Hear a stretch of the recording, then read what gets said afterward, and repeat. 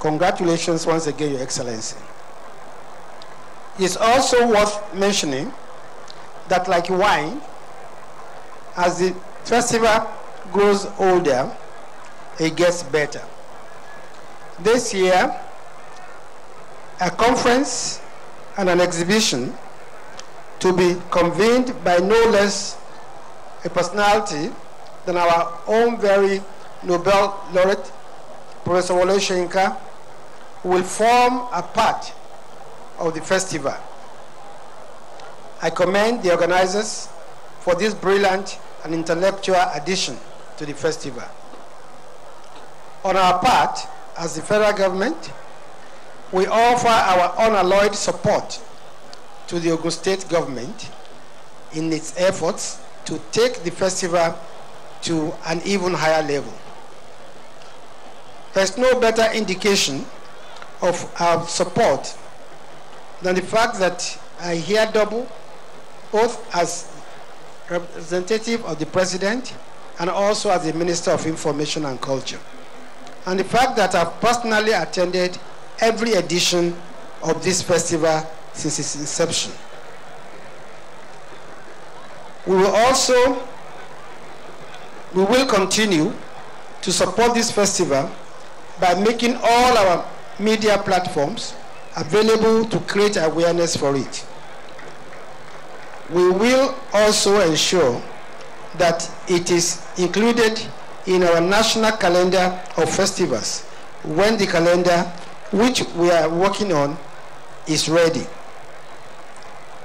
The Drum Festivals keys into our objective of turning the creative industry into a thriving industry, one that provides jobs and boosts the economy.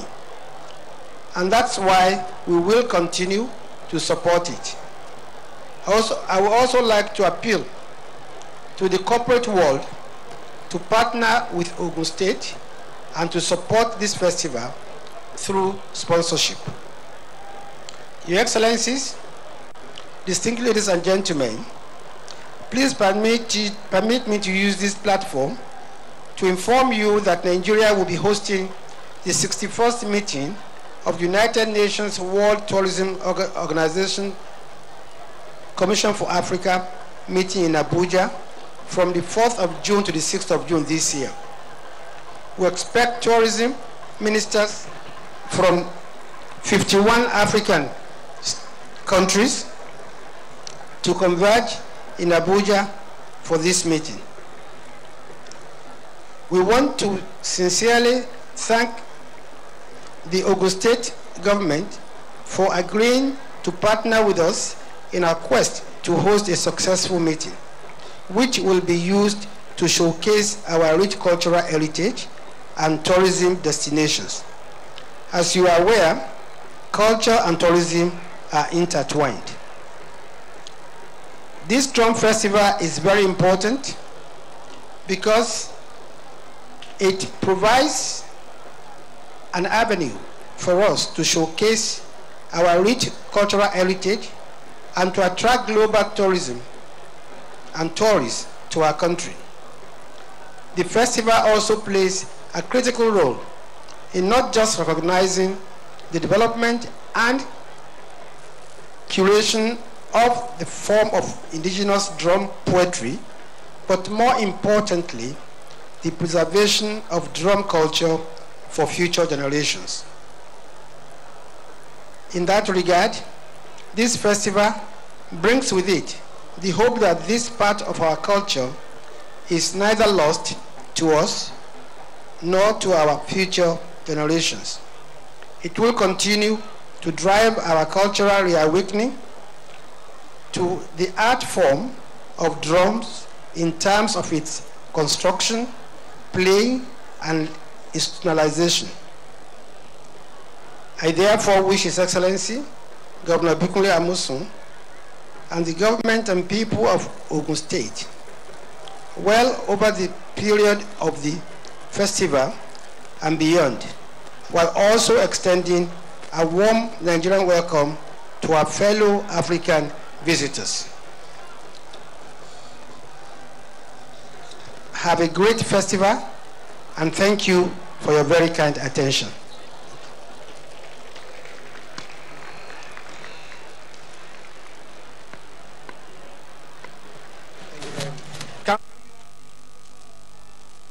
We just heard Lai Mohammed speak to us. He congratulated the governor for hosting and sustaining this annual event. The event started as Drums Festival and grew into African Drum Festival. He promised on behalf of the federal government to take the event to a higher level. He added it would be included in the national calendar. He also encouraged the corporate partners to help sponsor programs like this. The Drum Festival is important because it helps us showcase our cultural heritage. There will be more performances right about now.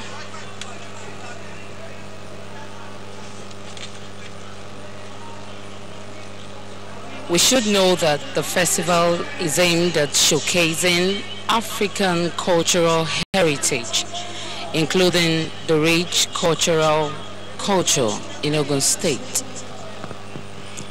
Right now we're having the parade of the African nations that are participating in this year's edition of the Drums Festival.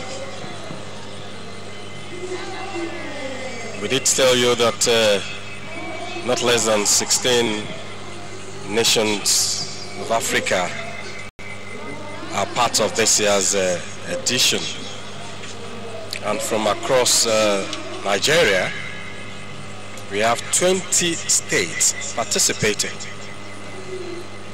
And also, we have various private performance troops, numbering about 70 or thereabout.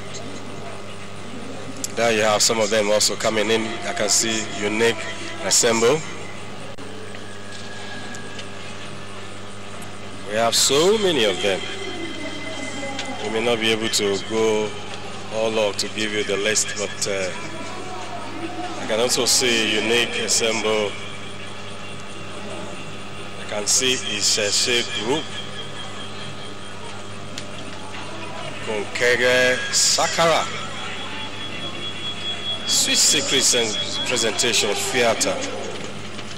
Now let me quickly tell you why the parade is ongoing. That last year's edition we have emerged as first in the group category from Lagos. Uni Gele.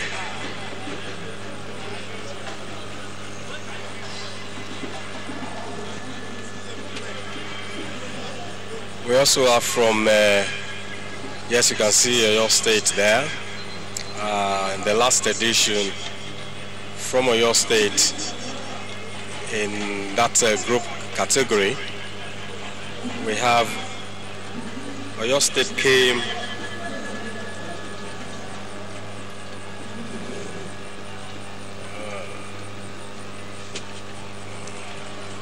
third.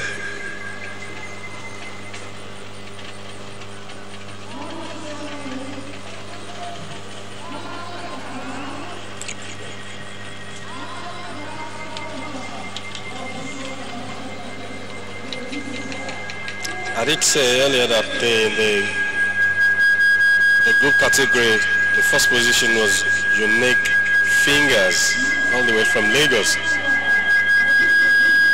They are also here this year.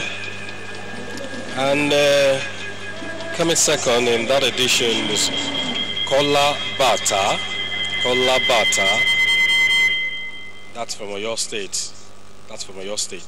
And in the third position in that category last year also, we have two groups, and one from Oshun, which is Duro Ladipo group, and the second group that came third is Ogunde Akim Group. Of course, they all went home with cash prizes, and I'm sure this year will not be an exception. For the state troops, I'd like to inform you that last year the first position went home with 5 million naira. The second position went home with 3 million naira. And the third position in the state category, the third position went home with 2 million naira. This year, it could be more. I'm not sure it's going to be lesser than that.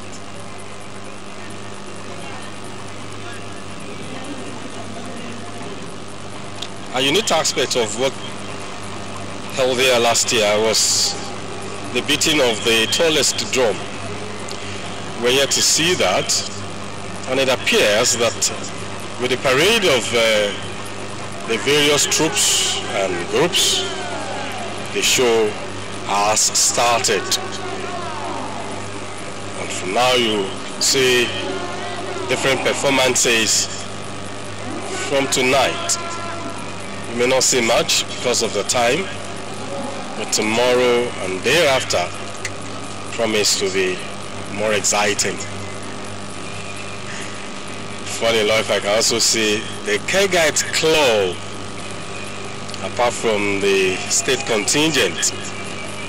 So it's indeed a cultural fiesta.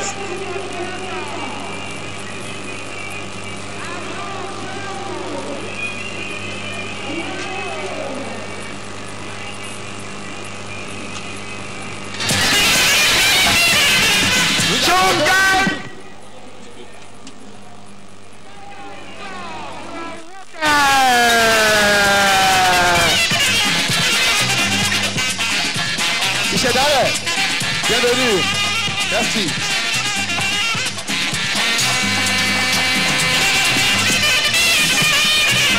Nous ensemble.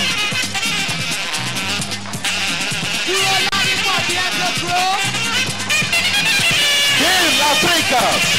Vive la culture de chez nous. Vive l'intégration culturelle. Vive Augustek. Vive Abel Okuta.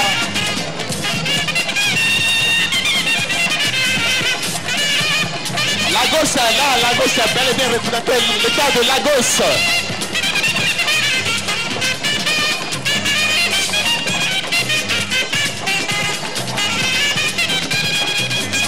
Le son des...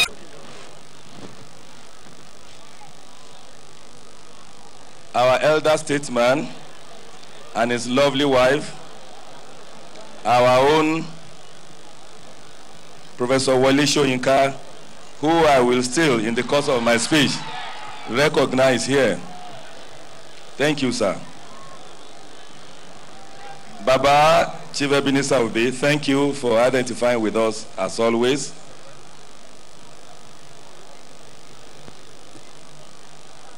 Let me now go to the government. The Honorable Minister of Information and Culture, my elder brother, Alhaji Lai Muhammad, thank you. Representative of my brother governor, I saw him, I'm sure the governor of Lagos State, thank you for identifying with us. So many of our fathers are here, and I'm sure they've mentioned their names, they were duly recognized. Please permit me to recognize all of you together. And our mothers, I've seen so many of you here, I recognize all of you. There are many of our state commissioners that are here, commissioners from other states that is in charge of culture. Thank you, I recognize all of you. All of those are brothers and sisters from the continent of Africa that are here with us in their numbers. Thank you, I appreciate all of you. This is not about Ogun State. This is not about Nigeria alone. It is about all of us from the continent of Africa and even beyond. We've seen several of our brothers and sisters from the Caribbean, even from Americas, South America. I've seen some of them here. Thank you for identifying with us. Thank you for participating in this all-important African Drum Festival. Now let me now go to those that I think without them we will not probably all be here. And that is all the participating troops, all the participating nations, all the participating states, and all the participating different groups that are here.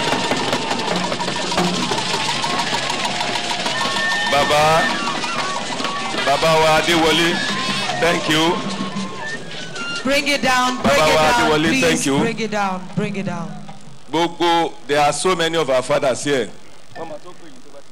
Baba wa Adewale, wọ́n yọjú sí wa níbí, mo kí yín o. There's so many of our elders that are here, and in their old age, they still contribute into the development of our culture. Thank you, sir. Let me thank all from the Deputy Governor, who is the chairman of the organizing committee, and all the other members that work around the clock to make this happen. Thank you.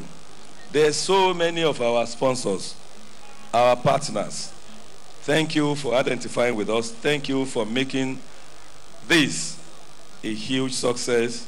Thank you that as we now move to the 4th year, this is the 3rd year, I'm sure clearly we will now, this will be self-funded, this will be self-driven, and it will be majorly private sector driven. So thank you for identifying with us. As government, we will continue to create the enabling environment. Thank you. Now, the importance of culture in the existence of mankind cannot be overemphasized. Culture is the thread that holds the fabric of every community together. The pride of every society lies in its culture, since no society can be considered great without reference to its tradition, culture, and heritage. While globalization and its agents, such as the mass media, internet, and social networks, come with many benefits, it is not without its attendant negative influence on African tradition and culture. Some of the exposure to globalization and the internet have almost succeeded in eroding and threatening that aspect of our lives that attaches to us our history. However, if we truly desire sustainable development, we must take into consideration where we are coming from, our present situation, and where we envision to be, the totality of which will be our history, and by extension, our culture. Celebration of our culture must therefore go beyond rhetoric. A concerted and practical approach must be adopted. For us in Ogun State, this annual African Drum Festival is our own contribution to that cultural appreciation process. On this note, let me, on behalf of the government and the entire 7.2 million good people of Ogun State, especially welcome all of our delegation. I think I did all of those before. So let me just recognize you again that we are indeed privileged, we are indeed grateful, we are very happy, and we will not take your support, your participation for granted. Thank you.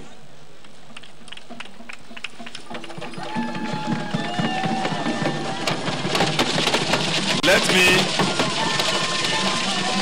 me mention, thank you. Let me mention and appreciate our elder statesman, the literary giant, first African Nobel laureate, the Kongi himself, Professor Wole Soyinka, for his contribution to the success of this 2018 African Drum Festival. Distinguished ladies and gentlemen, this year African Drum Festival is the 3rd in the series and the 2nd of the African edition. Of course, we've been told that when we started in 2016, it was christened Nigerian Drum Festival. But truly, the festival showcased uncommon displays of performances, dances and exhibitions from artists, drummers, singers, dancers across the length and breadth of Nigeria. We also unveiled the acclaimed world's tallest traditional drum, which stands at 16 feet tall. The intense fun, fanfare, and success that emanated from the Nigerian Drum Festival resulted in a range of suggestions and requests for participation from within and outside Nigeria. This was what informed our decision to broaden the scope of the Drum Festival and thus birthed the first edition of the African Drum Festival in 2017. Of course, this provided a larger platform for wider participation for our brothers and sisters within the continent of Africa and beyond. By today's event, we have not only taken the participation of the rest of Africa into cognizance, but the participation of our brothers and sisters from the Caribbean, such as Barbados, Trinidad and Tobago, Jamaica, etc., and from the Americas, countries like Brazil, Haiti, Cuba, and even Mexico. I'm therefore proud to say that African cultural heritage is being showcased worldwide through the hosting of this African Drum Festival. It is evident that the thrust of this year's edition of the African Drum Festival is to showcase our culture through drums. Of course, we've been told, and clearly that is it, that drums remain one of the binding chords of African culture. Of course, you've seen several of these drums, and everywhere you go, of course, there's no nation that you will not see, particularly we Africans, that you will not see drums playing very significant role in their daily life. As Africans, we cannot afford to let others interpret our culture for us. It is our own responsibility to live our culture. Drums is a means of communication. Truly, in fact, drums is like going into using Google, using the internet, and using all of those. Because those days are forebears. They use drum to communicate. Indeed, at the sound of one drum, you know what it means. During war, during festivities like this, they use drum for a lot of things. And that is why for us in Ogun State, we will continue to make sure that this African Drum Festival will not only be sustained, but it will achieve and reach that world-class status, that it will be calendared. And I want to thank the Honorable Minister for Information and Culture. He has told us that even in the Nigerian cultural calendar, Ogun State African Drum Festival will be listed. So thank you. We really cannot wait for this to be done. Kabiyesi,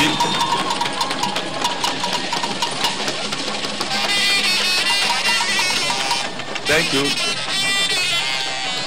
Kabiyesi reiterated the fact that Ogun State is noted for many firsts. Today, just like what we did in 2016, of course, we are creating another first in the annals of Nigeria tourism and culture. And in the like manner, let me reiterate that the hosting of this African Drum Festival will, among several other benefits, further highlight our interest in our culture. It will expose the area of talents, and you've seen several of them here, and we are going to steal them for 3 days that are domiciled in Nigeria here, in the continent of Africa, and indeed the world over. Let me confirm that we have continued to witness the impactful effect of the previous edition of the Drum Festival in our lives as individual and collectively as a nation. Apart from the electrifying performances from a large number of troops from different places, different states, different countries, the festival has been a rallying point for a collection of people with artistic dexterity. We continue to see the emergence of female drummers who equal their male counterparts in drumming prowess. It is therefore not surprising that our previous editions were greeted with glee, glamour, and loudest ovation from the participants. More than ever before, this year's event will not only be a delight to experience and witness, but the effects will reverberate for many more years to come. Of course, we have about 20 of our states, and of course, you've seen them. We have more than 70 of private troops, and those our brothers and sisters from the continent and Africa and beyond. We have 15 of them with us. We thank all of you, and the intellectual community will not be left behind. And that is why we have Professor Wole Soyinka in our midst. He was here with us last year, and he did promise that he's going to assist to put some intellectual bent into what we are doing. I'm happy to say and to note that tomorrow, Professor Wole Soyinka will be hosting all of us. We will all be there. We're there. We are going to join in that hosting all of you to a wonderful, I think, conference. In the conference, there will be a lot of things that will happen. Workshop, exhibition, several things, symposium, a lot roll into one at the Olumo ground, because we are going to climb and we are going to play. We are going to perform on Olumo Rock itself.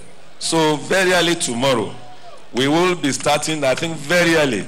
We are going to start by 10 sharp. So by 9, all road leads to Olumo, so that by 10, we will start in good time.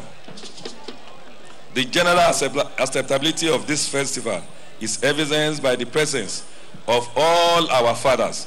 Indeed, I cannot help but appreciate, of course, the depth of our traditional rulers. And I've listened attentively to all that our KBC told us tonight. I'm still going to find time and tap from those several things that I know that the good Lord has endowed you with. So thank you. Drum and drumming are pivotal to our very existence of human life, particularly here in Nigeria and in Africa. So there's hardly any African seated who has not been celebrated one way or the other with the beating of the drums. So, ladies and gentlemen, African drums have not only been a good form of communication, but also a powerful instrument of entertainment among the various tribes. They were often used to signal meetings, like the guarding of a town hall meeting.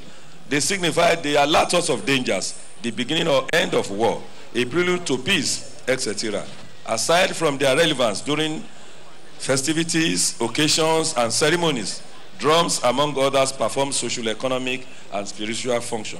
For instance, certain drums symbolize and protect royalty and are often housed in sacred abodes. Bedu drums and some other special drums like that are only beaten when maybe we are coronating our KBC, our traditional rulers. The popular Nigerian drums, there are many, so don't let me bore you with details. There are several of these drums, and I'm sure that we are going to savor talented drummers. There are very many here. We are going to enjoy all of them. Let me say that in rounding up, that each year we will be bringing different innovations, such that we will be longing year in, year out to want to come to witness the Ogun State African Drum Festival. Of course, in Ogun State, we have several of these tourist sites. And I'm sure that before you go, we will find a way to go around and see in all the 33 senatorial districts of Ogun State. Eminent personality here seated, I'm delighted to inform you that what you have observed in the past 2 years is just a tip of the iceberg, as this edition, the very third edition, is bigger and richer in content than the previous edition. By the end of this year's festival, I have no doubt that we will not only have been entertained, educated, and better informed about African culture and history, but we will have enlivened our souls with exciting performance from all our invited artists. Let it be told that the African Drum Festival has not only come to stay in our dear state, but will be bequeathed to the next generation and indeed generations yet unborn as a way of advancing the uniqueness and custom, tradition, and cultural heritage. Once again, on behalf of the government and the entire good people of our dear state, Ogun State, I appreciate all our special guests, our artists, our drummers, our dancers, our singers, and all other participants from Nigeria, Africa, and indeed beyond, for taking time out of their tight schedule to grace to be part of this 2018 African Drum Festival here in Abeokuta, Ogun State, Nigeria. I equally commend all the organizers and all of those who in one way or the other have played positive roles in the successful hosting of this program. Kábíyèsí, ẹ ṣeun ẹnu wa ò gbọpẹ́ o. Gbogbo ọ̀rọ̀ tẹ́ ti sọ fún wa àti gbọ́ o. a tún máa fi ṣe wa hù. Gbogbo àdúrà tẹ́ ṣe fún wa, Olúwa mú lọ sílẹ̀ àṣẹ o. Thank you for your kind words. Thank you for all that you are doing for us. And to the good people of Ogun State, I really cannot thank you enough. We promise that we are going to work till the last day. So, it is therefore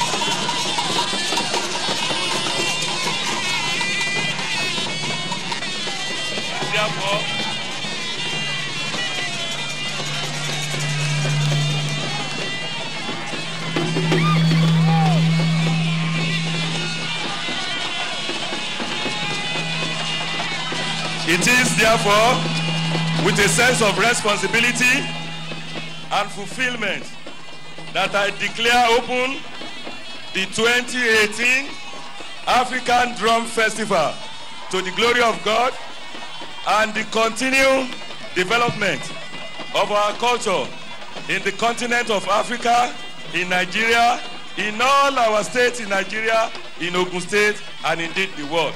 Let the drum begin.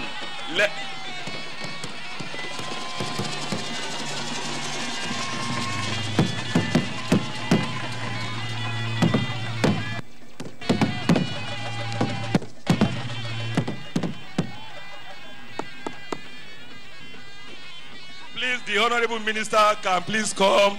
The Honorable Minister for Culture, please, I'm waiting here. Can you bring this down? I want the Honorable Minister to come and join. The Honorable Minister, please.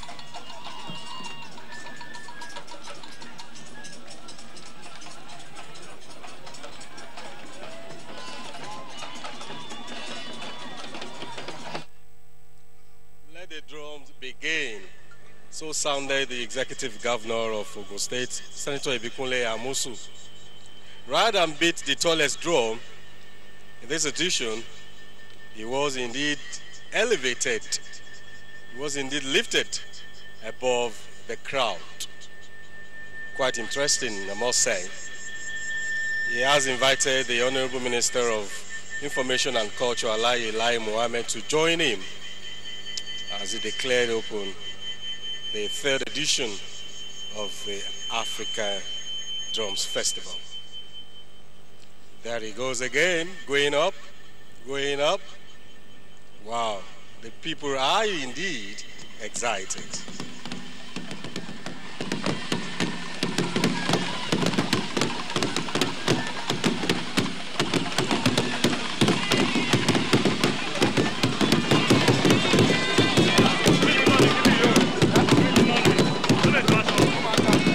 So let the drum begin, the 2018 African Drum Festival. Thank you. God bless all of you.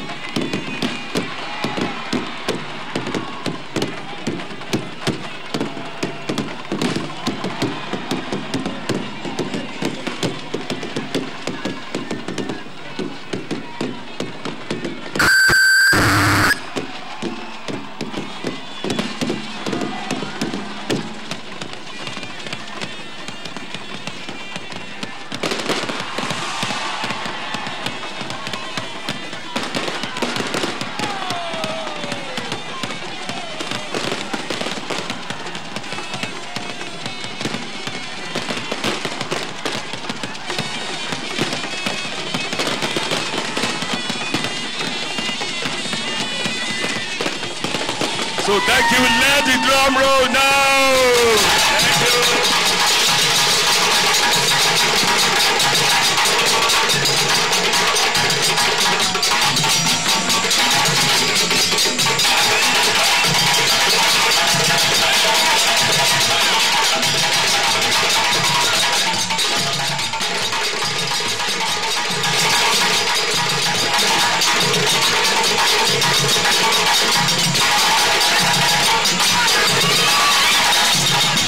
Thank you.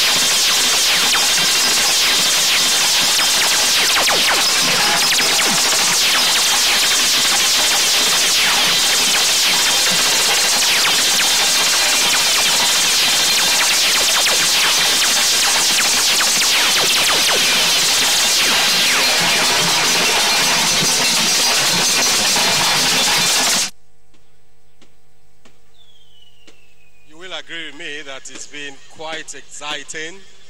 What a day to remember. The old times are gone. Beyond the length and breadth of Abeokuta, the rock city. You can see the fireworks. This is electrifying.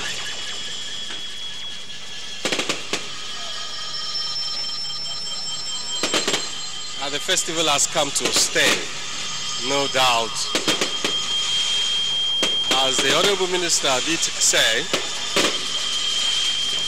coming out soon, the list of cultural dates, the annual African Drums Festival will be listed. You can see the excitement. You can see those artists. You can see the color, the glitz, and the glamour.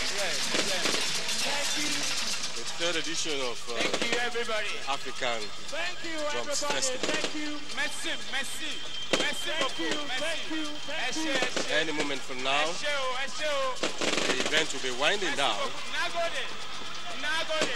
From tomorrow, we're going to have great performances from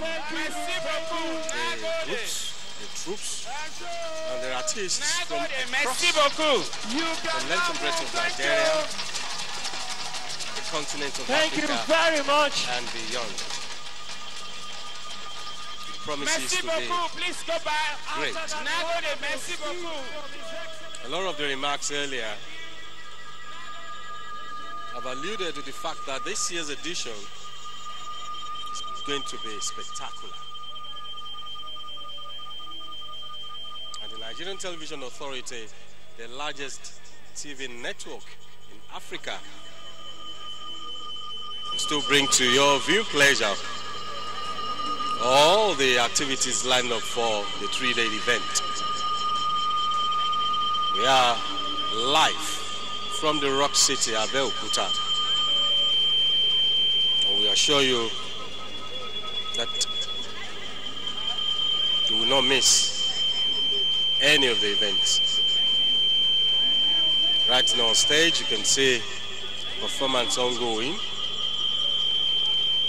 Quite far, but looks like the Atiluku dancers. So that tells you this is beyond the southwest region.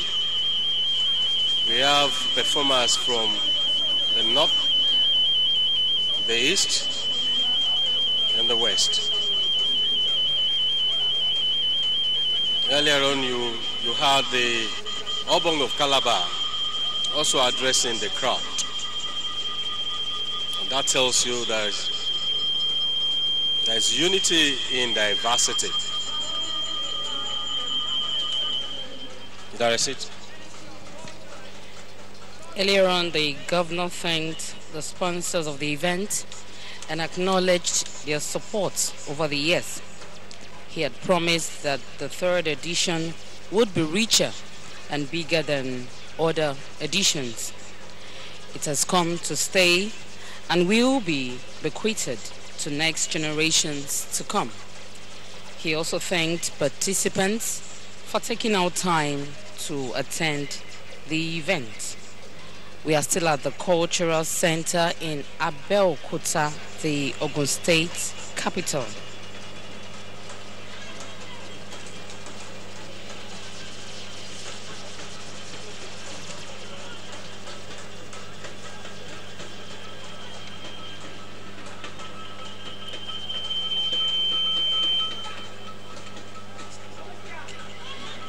This festival is a way of bringing our black people together.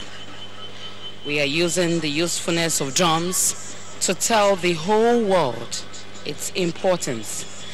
And as we said earlier, it started in 2016 with African drums, and it was a huge success. All right. This is the much we can have Thank you very much. From the live broadcast here at Kuto Cultural Center On behalf of the entire Outside Broadcast crew, I want to say a big thank you for being part of this festival. And we promise to bring you more as the event unfolds the rest 2 days. We return you to the studios for the continuation of our program. Thanks for being part of it. Can we have Koye the comedian? Thank you. Koye.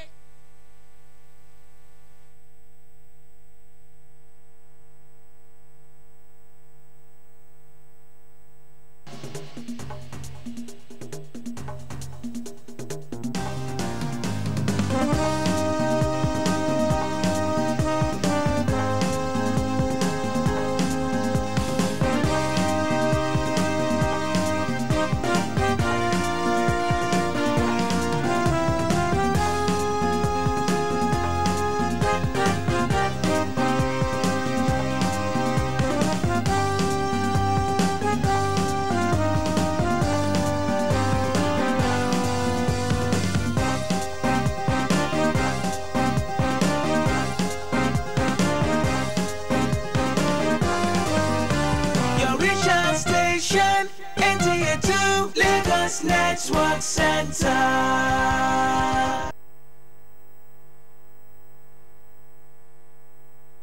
Nigerians, our fearless officers and men of the Nigerian military are winning the war against Boko Haram. Today, all occupied territories have been recovered and Boko Haram has been degraded. Our affected brothers and sisters are getting their lives back. However, they are now after you and me. In our mosques, churches, schools, motor parks, markets, entertainment centers, and public gatherings. Be vigilant. Be security conscious. Report suspicious persons, objects, and movements to the police and other security agencies. The security of our nation is a duty for you and me. Nigeria, unite against terrorism. This message is brought to you by the Federal Ministry of Information and Culture.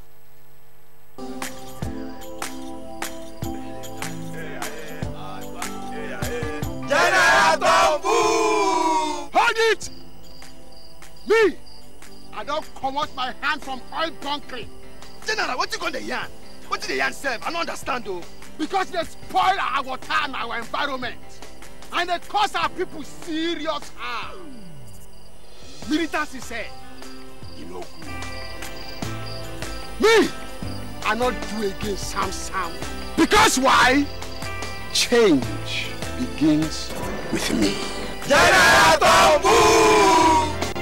This message is brought to you by the National Orientation Agency in conjunction with the Federal Ministry of Information and Culture.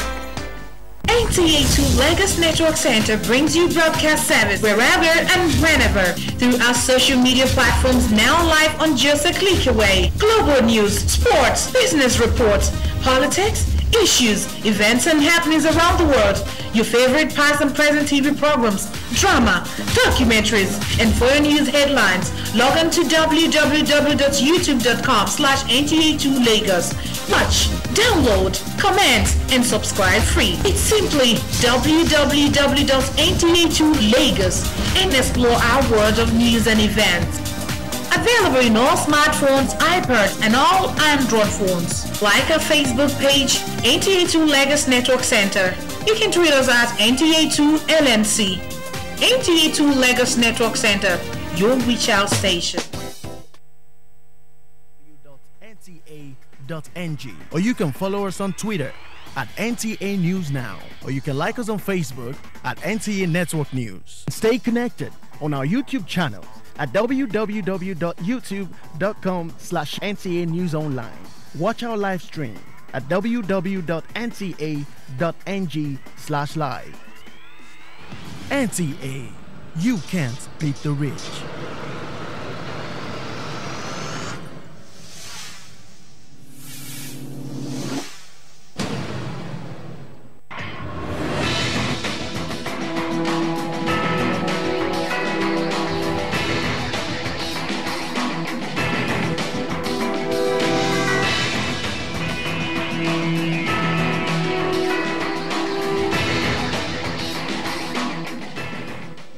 Imagine a station where you access information. Think of a station that creates awareness for national development. Imagine a station that prepares you for a bright and greater future. A station for all ages.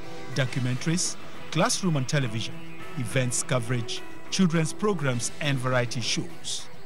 Always stay tuned to NTA Knowledge on the StarTimes platform, channel 359. For partnership, sponsorship and advert placements, contact us on NTA Knowledge. NTA Knowledge, learning to broaden horizon.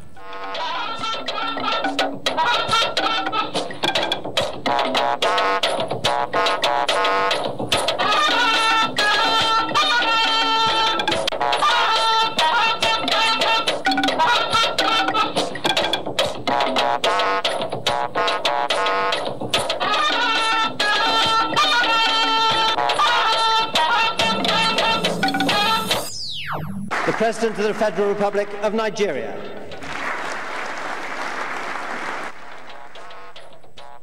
President Muhammadu Buhari joins other heads of government of the Commonwealth to deliberate on the future of over 2 billion people at its 25th summit.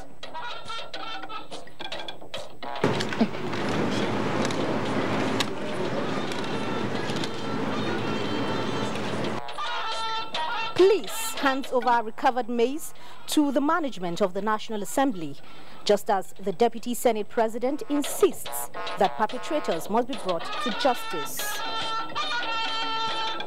And Africa Land Forces Summit ends in Abuja. Good evening and welcome to NTA Network News tonight. We're live in Abuja. I am Laure Bala Hassan. And reading with me tonight from our Lagos Network Center is Hingino John Adams. And from our Maiduguri Network Center is Muhammad Ibrahim. Many thanks for joining us. President Muhammadu Buhari has joined 52 other heads of states and governments for the 2018 Commonwealth Summit, now underway in London, the British capital. Towards a future for the Commonwealth's 2.4 billion people is the major focus of the summit, which is 25th in the series. State House correspondent Adam Musambu reports. Holding for the first time in London since 1997, the Commonwealth leaders are here to chart a pragmatic course towards ensuring that at all times the Commonwealth is responsive to global challenges and delivers a more prosperous, secure, sustainable and fair future for all its citizens. The President of the Federal Republic of Nigeria.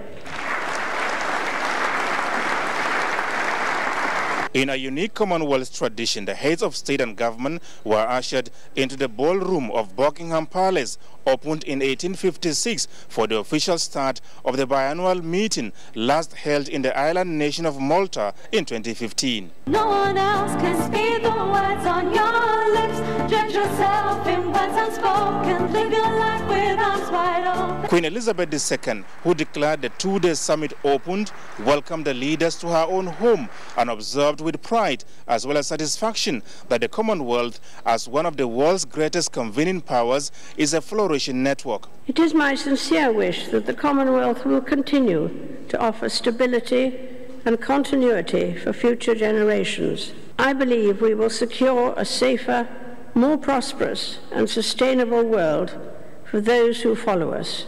Describing her service to the Commonwealth as a great pleasure and honor, the Queen appealed to the leaders to appoint her son, Prince Charles, to succeed her, although the role is not hereditary. Other speakers at the opening, including the British Prime Minister Theresa May, challenged participants to take on some of the 21st century biggest questions. Mrs. May in particular noted that there have been difficulties, successes as well as controversies, but wholeheartedly believes in the good that the Commonwealth can do. Our responsibility as leaders is to build a Commonwealth that we can be proud to hand on to the next generation. I pray that this Commonwealth Heads of Government meeting will not only revitalise the bonds between our countries, but will also give the Commonwealth a renewed relevance to all its citizens, finding practical solutions to their problems and giving life to their aspirations. We believe in the Commonwealth. We have faith in the Commonwealth. The Commonwealth Heads of Government meeting is a springboard for action. It is the launch pad that propels us onward, upward, forward, together. Over the next 2 days, the participating heads of state and government will be discussing issues of common interest, including ocean conservation, cybersecurity, and trade amongst member countries. From London, Adamu Sambu, NTA News. And back home, the Nigeria Police Force has handed over the recovered maize to the management of the National Assembly. Correspondent Abdullahi Aminu reports. Deputy Inspector General of Police Abila Joshak handed over the maize to the clerk to the National Assembly, Sani Omolori.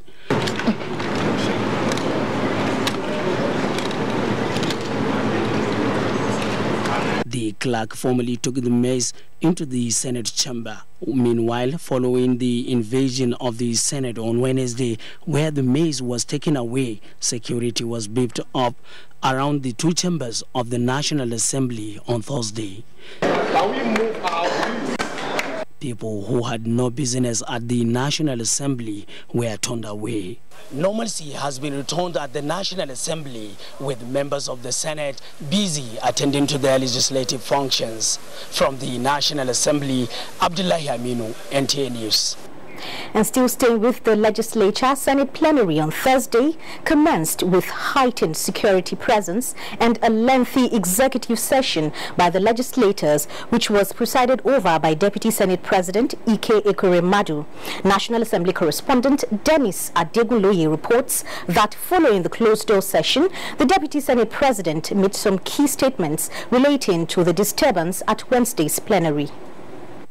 The Deputy Senate President, Ike Ekweremadu, commenced his address with commendations to various quarters for the support and shows of solidarity to the National Assembly over Wednesday's incident. I want to register deep appreciation to you, my colleagues, for your understanding and maturity in the face of flagrant provocation. I want to also especially appreciate the leadership and members of the House of Representatives, the management and staff of the National Assembly. Ugly and provocative as the event of yesterday was, it shows that the entire nation and the world stood together in total condemnation of the ugly drama. Ekweremadu also commended the security agencies for the swift recovery and presentation to the National Assembly management of the maize. What perhaps might be considered the critical aspect of the Deputy Senate President's comments are what he said regarding bringing the perpetrators of Wednesday's disturbance to justice. We will get to the roots of this matter. We therefore call on the Inspector General of Police and the DGSSS to ensure that all those who plotted, aided, abetted and executed this dastardly affront on our democracy must be brought to book to serve as a deterrent to others. I want to assure Nigerians that we will never waver in the responsibility they have elected us to shoulder. Normal legislative business continued thereafter with the passage of the Chartered Polymer Institute of Nigeria Establishment Bill 2018 and the passage of 4 bills for second reading, including a bill for an act to establish the National Child Protection and Enforcement Agency. From the National Assembly, Dennis Adegunloye, NTA News. Similarly, the maize snatching scenario, which played out at the Red Chamber of the National Assembly, has been condemned by a cross-section of Deltans. Though the maize has been recovered by the police, respondents want drastic measures to be taken against the perpetrators of the undemocratic act. Austin Edemodu tells us more. The incident of maize snatching at the Halo chambers of the legislature is not new to the political terrain in Nigeria. However, the recent invasion of the Red Chamber of the 8th Senate by hoodlums who made away with the maize has not gone down well with some Nigerians in Delta State. This is coming from the alleged involvement of Senator Ovie Omo Agege, representing Delta Central, who was recently suspended by the Senate. What happened yesterday, it could be likened to a coup, and we must, as a country, do to those persons involved, irrespective of how highly placed they are, to what we do to those who decide to overthrow the government of a country. Again, people must not lose sight of what is taking place in the National Assembly. National Assembly must learn to operate within the confines of the law. You have series of check-ins, so there must be complicity in what has happened. which needs to be really investigated. It's not a thing they have to sweep under the carpet. Let us assume that it was Boko Haram. That means all our senators, even those in House of Rep, all of them would have been slaughtered. Interestingly, the maize has been recovered by the security agents as Nigerians await the next line of action in bringing the perpetrators to book. From Asaba and Austin Edemodu, NTA News. The textile industry is one sector that is capable of creating more than 1 million jobs for Nigerians.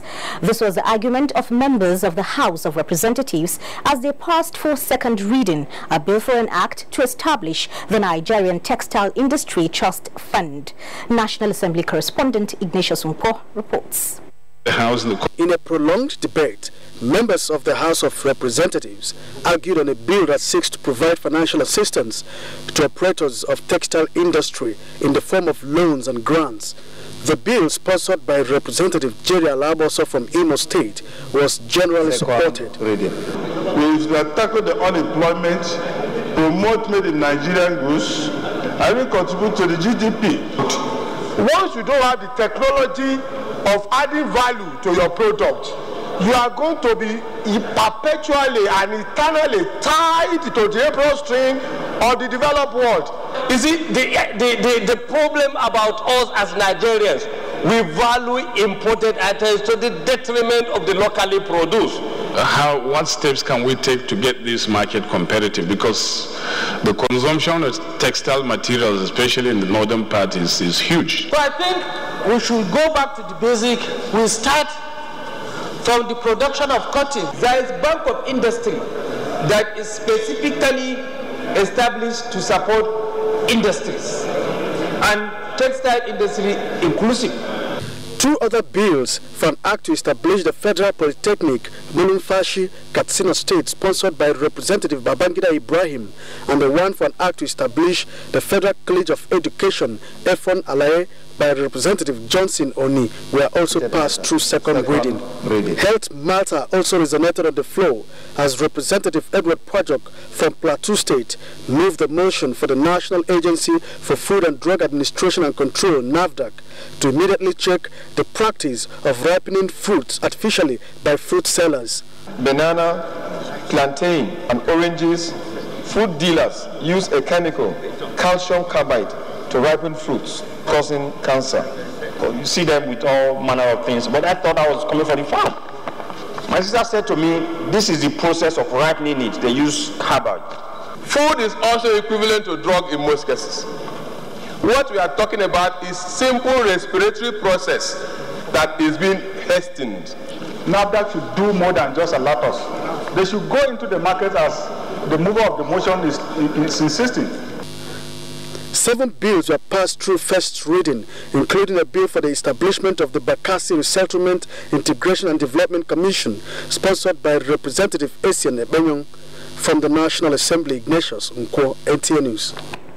Vice President Yemi Oshinbajo has reiterated the belief of the Buhari administration in the ability of youths to take the country to a greater height. The administration, he says, remains committed to supporting young Nigerians in different areas, including politics. This was when he met a delegation of not too young to run campaigners who were in the villa to canvass for the support of the federal government on their campaign. State House correspondent Jide Unifade reports.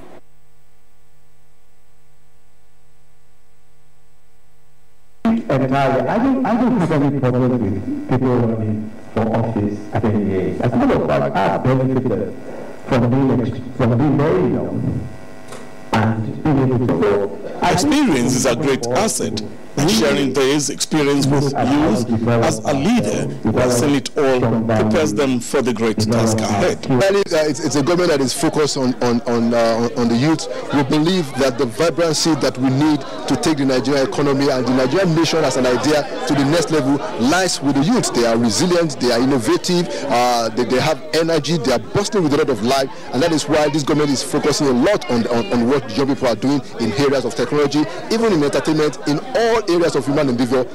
At this meeting with Not Too Young to Run group, the Vice President reiterated that young Nigerians should be allowed to run for elective positions as they have demonstrated capacity and competence in the fields of technology, education, and other sectors of the economy. While congratulating the group on its achievements so far, the Vice President urged them to lend their voices to campaigns on issues related to anti-corruption. Samson Itodo led the delegation. Here a few weeks ago, when we marched to the villa to deposit our letter of demand, calling on the executive. And that's the package at this time. Thank you for watching. I am Moplang Bakok. Thank you, Moplang. The Nigerian Communications Commission has bagged the 2017 Industrial Training Fund Best Contributing Employer in Human Resource Development Award. Olajide Bello reports that this is in recognition of the Commission's renewed commitment to human capacity development in the country. Present this award in recognition and appreciation of your organization as the best contributing employer in human resource development in 2017. Adding another feather to its cap, not only as Nigeria's telecommunications service regulator, but human capacity development within and outside the Commission. The Commission, which supports a market-driven communications industry and promotes universal access, is working towards an information-rich environment comparable globally in quality communications service provision. The Abuja Area Manager of Industrial Training Fund speaks on the criteria for the award. Taking cognizance of the series of approvals we've been taking, and also series of monitoring to ensure that your programs are implemented as scheduled, and also designed for the personalities or staff of officers that has been made for. It is a well done fact that they have been implemented as approved by Industrial Training Fund. Ours is really a very dynamic industry, and as a regulator of such an industry, training and development is paramount. So for the recognition accorded us by ITF, it's very befitting in regards that NCC pays a lot of attention to training and development. In fact, it is one of the 8-point agenda of the Executive Vice Chairman to improve regulatory excellence and operational efficiency. The Nigerian Communications Commission says the award will spur it to redouble efforts towards discharging its constitutional responsibilities. In Abuja, Olajide Bello, NTA News. FG High Prep Medical Outreach continues in Rivers State, and update on the black suit. Over now to Dibabari for details. Hello Dibabari, it's over to you. And welcome to Port Harcourt. River State Governor Nyesom Wike says the black suit challenge in River State should not be politicized with a call on well-meaning members of society to prevail on the federal government to address the menace. The governor made the appeal while addressing a civil society group who embarked on Stop the Suit March to Government House, Port Harcourt. Ogeni April completes the report. Governor Wike, represented by his deputy Ipalibo Banigo, said at the base of the suit are federal government agencies whose activities have adversely affected the state's environment. She noted that the suit is not discriminatory, while restating that the state government will always cooperate with the federal government in matters concerning the environment.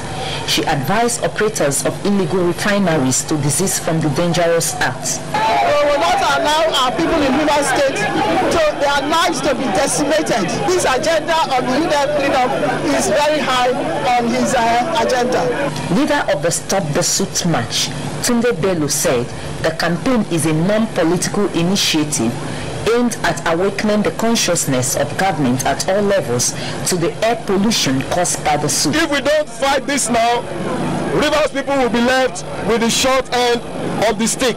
When you go to the village to buy fish, you don't see it. Because when you bring them out, you say everywhere is polluted. They called for the promulgation of laws that will protect the environment with stricter penalty against corporates. In Port Harcourt, Ogedi Nyekwe, NTA News. Wind of relief and succor is blowing across communities in Tai local government area of River State, where the hydrocarbon pollution remediation project HYPREP is providing free medical services to scores of indigent people. Onege Fineface reports. Mr. Vincent Mbadi is a happy man. He just received a new set of reading glasses after years of poor sight and pains caused by his former ineffective glasses. Mr. Mbadi is among the many beneficiaries of the HYPREP medical outreach program in Tai local government area of River State. Using the former glass I was using, I can't read very fine.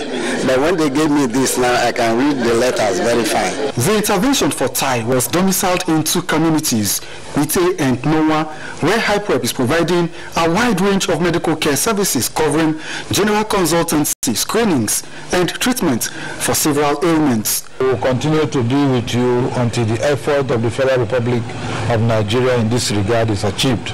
The President of the Federal Republic of Nigeria is very passionate for this program.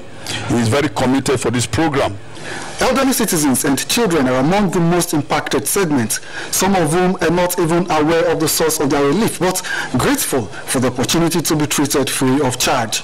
You people are treating us to be well. I don't well now. All the pain when my body, I don't feel well. We hope that this time we might be going upward of 15,000 patients by the end of this day, and we are also looking at hundreds of surgeries. The exercise is built to continue in Kukana and Eleme local government areas. From Nonwa Tai, River State, Onege Fineface, NTA News. And that does it from Port Harcourt.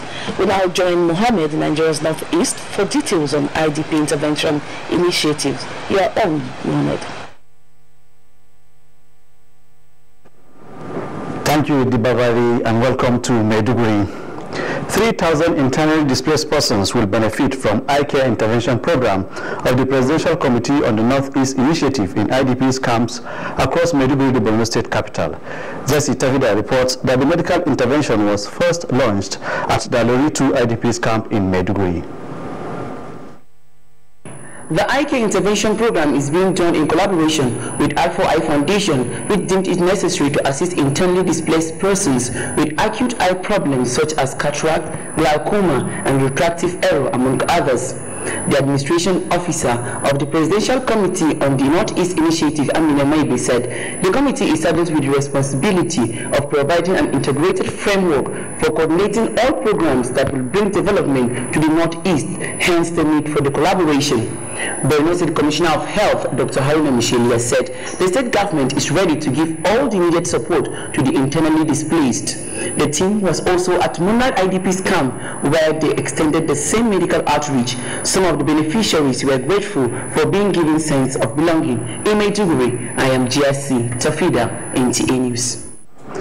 2 girls who had been in captivity of Boko Haram terrorists for 4 years were rescued by the Nigerian military and handed over to Borno State Emergency Management Agency. Abubakar Mohamed Musa reports. The 2 girls, namely Rabi Yakubu and Fatima Usman, have been in captivity of Boko Haram terrorists for 4 years following an attack on their village, Musa and Askira, the local government area of Borno State. Handing over Fatima Usman to her parents, Executive Chairman, Borno State Emergency Management Agency, Yabo Akolo, said the girls were rescued by troops of the Nigerian Army in the ongoing Operation Big Punch 2. She explained that the abductees have undergone screening and medical checkup to ensure that they are properly fit to be reunited with their families. According to Yaba Okubu, custody of the Director Operation State Emergency Management Agency before the arrival of her parents. In Maiduguri, Abubakar Muhammad Musa, NTA News. And that's the size of our contribution. We now join Lore in Abuja. Many thanks, Muhammad. A bit on sports after this timeout. Don't go away. The Buhari administration delivered a number of unprecedented achievements. Generated power has gone up to 7,000 megawatts in 2017 from 3,000 megawatts in May 2015. More than 1.6 trillion naira has been spent on infrastructure for roads, bridges, housing, dams and railways.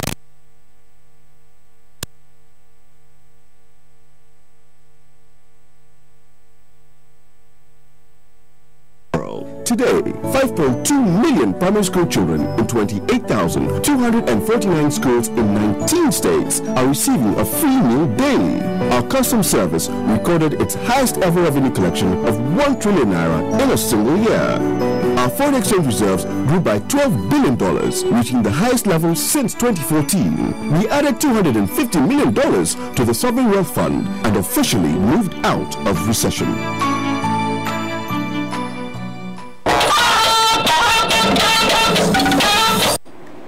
Welcome back. And on the foreign scene, the Queen of England has opened the Commonwealth Head of Government Summit with an appeal on leaders to appoint her son, Prince Charles, to lead them.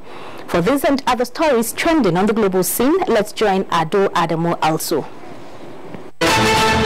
Welcome and thank you for joining us. The Queen of England has opened the Commonwealth Heads of Government Summit with an appeal to leaders to appoint her son, Prince Charles, their head. She made the appeal while hosting the 53 leaders gathered at Buckingham Palace.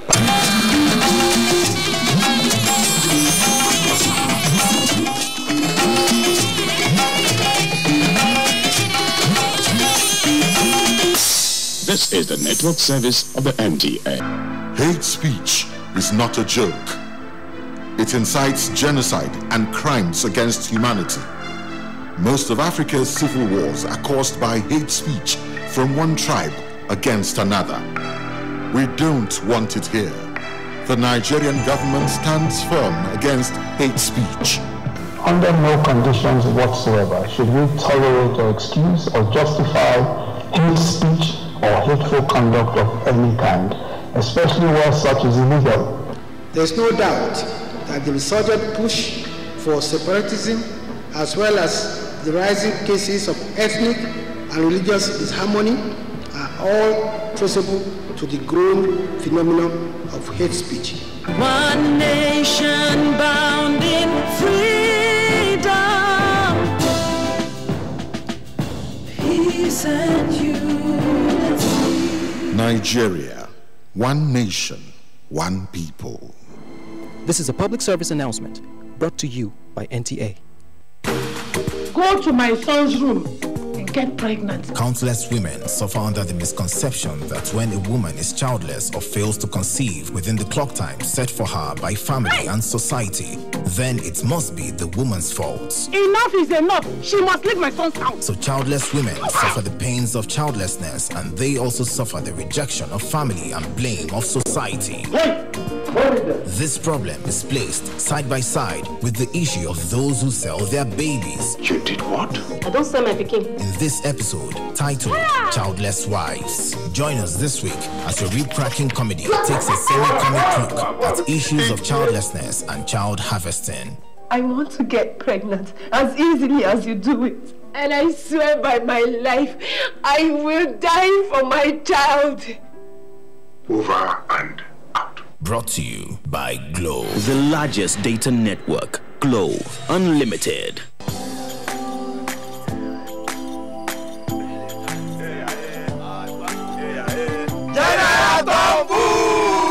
Hold it! Me! I don't come out my hand from oil bunkering. General, what you going to yarn? What did the yarn serve? I don't understand though. Because they spoil our water and our environment.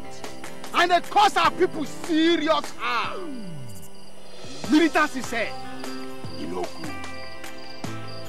Me, I not do again Sam. Because why? Change begins with me. This message is brought to you by the National Orientation Agency in conjunction with the Federal Ministry of Information and Culture. Nigerians. Suicide bombers are not spirits. They are not ghosts. They are human beings like you and me. They live amongst us. They are your neighbors. They are your friends today, but terrorists tomorrow. So you must know your neighbor now. Security begins with you and me. Know your neighbor. Be vigilant. Be security conscious. Report suspicious persons, objects, and movements to the police and other security agencies. The security of our nation is a duty for you and me.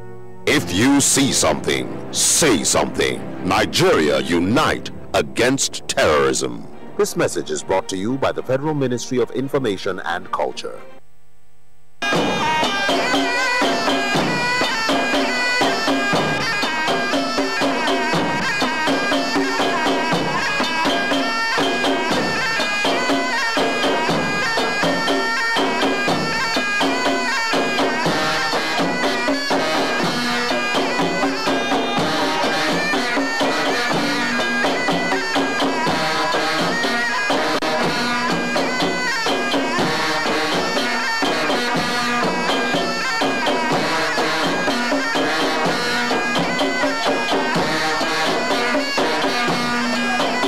Situated 75 kilometers away from Maiduguri, Bama, the second largest local government in Borno, was among the worst hit by Boko Haram insurgency, having been repeatedly attacked.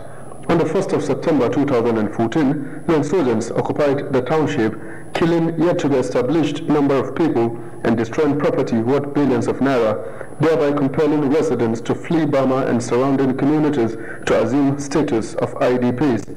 In the wake of liberation of the occupied territories by the Nigerian armed forces, the insurgents set the town ablaze, destroying over 90% of residential and public structures. Following the liberation of the once vibrant commercial center, the Borno State government, with the collaborative efforts of the federal government and other indigenous and foreign donor agencies through the Ministry of Reconstruction, Rehabilitation and Resettlement, commenced rebuilding of public and residential structures and provision of social amenities in Bama. About 11,630 houses of households are being rehabilitated or reconstructed in Bama.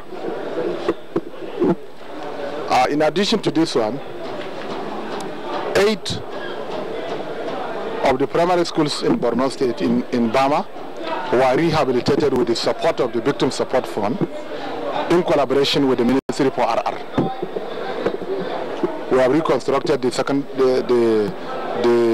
Secretariat, the Maternity Center, and there is now ongoing reconstruction of the General Hospital with the support of PCNI, while the Borno State is providing the counterpart funding with respect to labor and others. So far we have constructed about 1,800 shops in Bama, in addition to the market stalls that are rehabilitated. So far so good. About 152 mosques were constructed in Bama. I also wish to bring to your kind notice that the Ministry of Works have provided solar lighting, street lights in Bama. Water Resources is now rehabilitating almost all the 15 boreholes. With the support of the World Bank program, which is Padama, we have drilled 8 boreholes with solar-powered boreholes. Furthermore, the Ministry for Local Government, in conjunction with the State Emergency Agency, have provided 5,000 bags of rice and 5,000 bags of maize grit, 20,000 blankets, tricycles, among others, just to restore the means of livelihood of the returnees. I think these are some of the brief description of what the ministries and other MDS have done in Bama. You can also see this Primary Education Board is constructing some new blocks of classrooms in addition to what has been done here. You have to also take note that for the last 2 years, the Borno State government through the Ministry for Local Government has been releasing 5 million naira monthly to pay the allowances of the civilian JTF in addition to the food items that are being given to the civilian JTF. But my major concern is that we are not perfect. We were able to do about 70 to 80% of the reconstruction in this town. During this reconstruction process, we are aware that we have some certain deficiencies. Even now, we know some of the houses we couldn't complete it. There are some minor repairs which cannot be possible for us to do it completely unless only if people have returned back to their homes. And the only way for us to get peace is to allow people to go back. The Ministry for Local Government and Emirate Affairs had also, through Special Intervention Program, reconstructed Old Bama Primary and Junior Secondary School and also provided 50 tricycles to empower the poor. We visited one of the primary schools we constructed and remodeled, completely destroyed by the insurgents. In that primary school, the Old Bama Primary School, we've introduced POP, we've introduced patients, and so on and so forth. So you can see even the roof is jet. So you can see that the Ministry for Local Government is taking part, because the Ministry for RRR is overwhelmed with a lot of activities all over. So that is why the Ministry is taking part. Even the the supply of furniture to the Secretary was done by the Ministry under a special intervention program. Most of the schools with intervened are in central Borno, especially within Maiduguri Metropolitan and Bama Central here in Bama local government, and so many other schools across the state. To give all the chairman mandate to come back and stay in the local government secretariat. That is the most reason why we are punishing the secretariat, and we expect that all the local government staff should go back to their various stations, and that has been done especially in Kaga local government, where all have returned. The chairman is always in the office, including weekends. So all the, in fact, with the opening of the road to Bama, we expect that all the staff should come back to Bama and stay in and work in the local government secretariat. As soon as the Borno State government announced relocation of IDPs from Bama to their home community on 2nd April 2018, Governor Kashim Shettima paid a 3-day visit to Bama town to assess and supervise the finishing touches put in place and the security situation of the area. He was at the headquarters of the 21 Brigade Bama, where the brigade commander, Colonel Adamu Nura, intimated the governor on the general security situation of the area. I am aware of your effort to ensure a safe return of the community. Several stakeholders meeting was held, which I was part of one that led last 2 days ago, and the efforts are ongoing. Let me at this junction create the indulgence of His Excellency to stress the key important ones I deem it fit for the settlement of the good people of Bama. So the first I want to stress here is the need for all paramilitary to come back to Bama to operate fully. The second one is the construction of work to patch all the potholes from Maiduguri to Banki, thereby reducing the planting of improvised explosive devices. The next is the clearing of the road shoulders, and also we are requesting for the police bomb squad to be here in Bama before the resettlement takes place, to clear areas to be occupied by the community. The governor stressed the commitment of his administration to ensuring that the IDPs are returned to normal life. I was moved to tears when we were coming in. This is a town that used to be a very vibrant town, full of life, full of activities, that was brought down to its knees by those demented monsters called Boko Haram.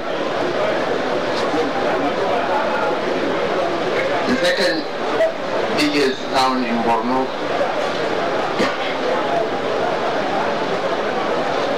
was turned into a ghost town where we harvested death, destruction, and disharmony. But I want to commend the officers and men of the Nigerian Armed Forces. All the sacrifices you have made to ensure that we have reclaimed Bama and all other communities across the land and breadth of the Northeast. We pray for the repose of the souls of all our gallant officers and men who paid the supreme sacrifice for us to have peace in the fatherland. I want to commend the resilience of the people of the Northeast. For in spite of all the challenges, our heads are still held high.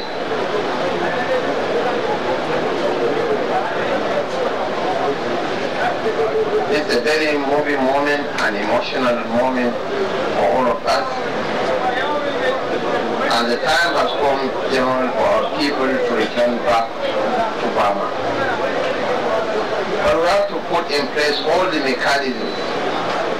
We can't be intimidated to follow the law. We have to do the right thing for the people to return back to their homes. We want to avoid a situation whereby the remnants of the Boko Haram may use this opportunity to infiltrate back into the town and cause mayhem and destruction.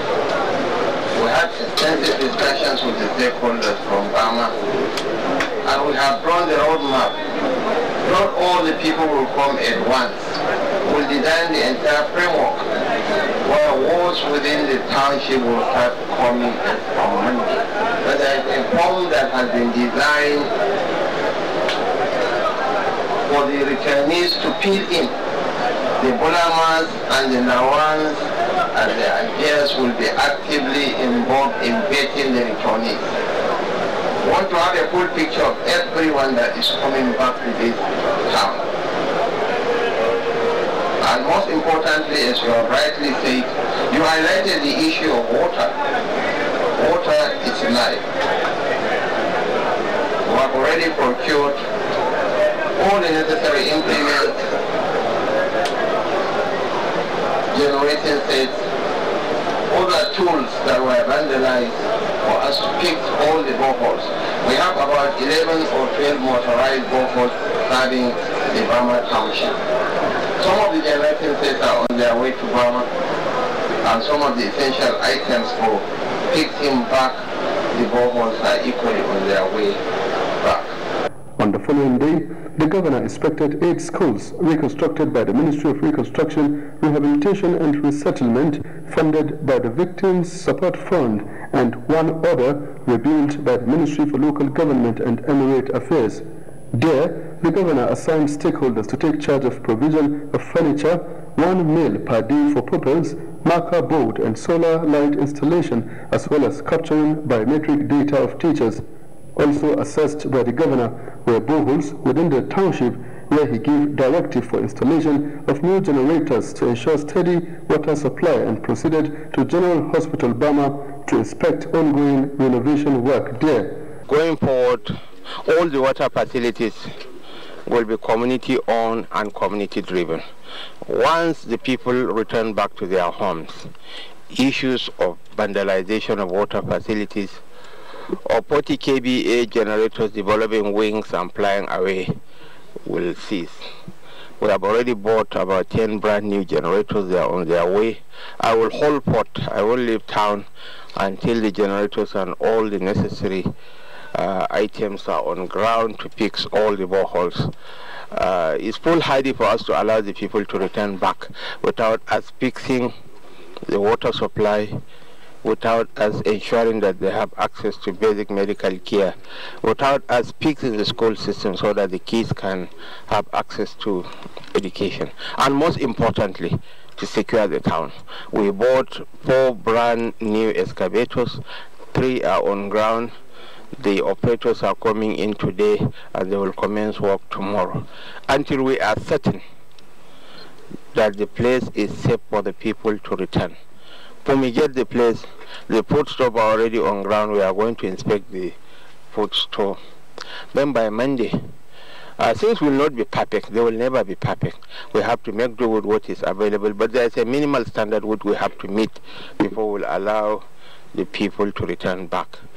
At Sema store, the entourage was shown around 5,000 bags each of rice and maize grade, where the Sema executive chairperson Yaba Okolo said government had also procured 5,000 jerrycans of oil, mattresses and blankets, among others. We also have other non-food items, very essential ones, especially we call them return kit or return package. We have kitchen utensils. We also have other basic needs like hygiene pack, and we also have dignity pack for women.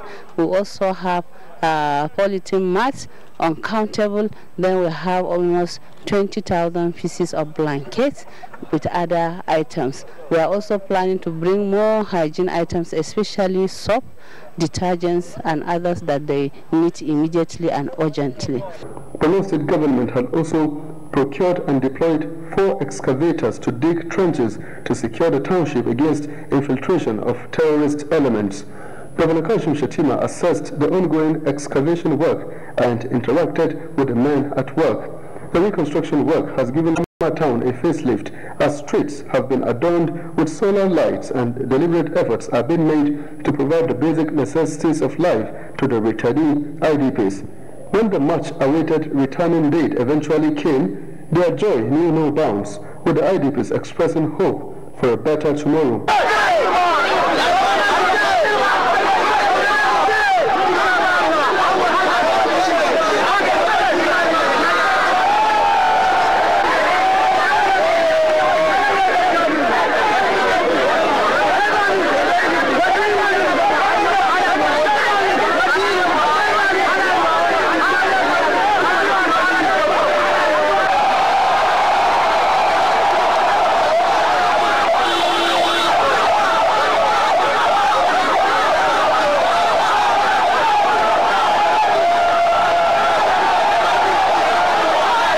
Upon arrival, the returnee IDPs went through security checks and registration by various federal and state government agencies, complemented by international relief organizations before entrance to Bama.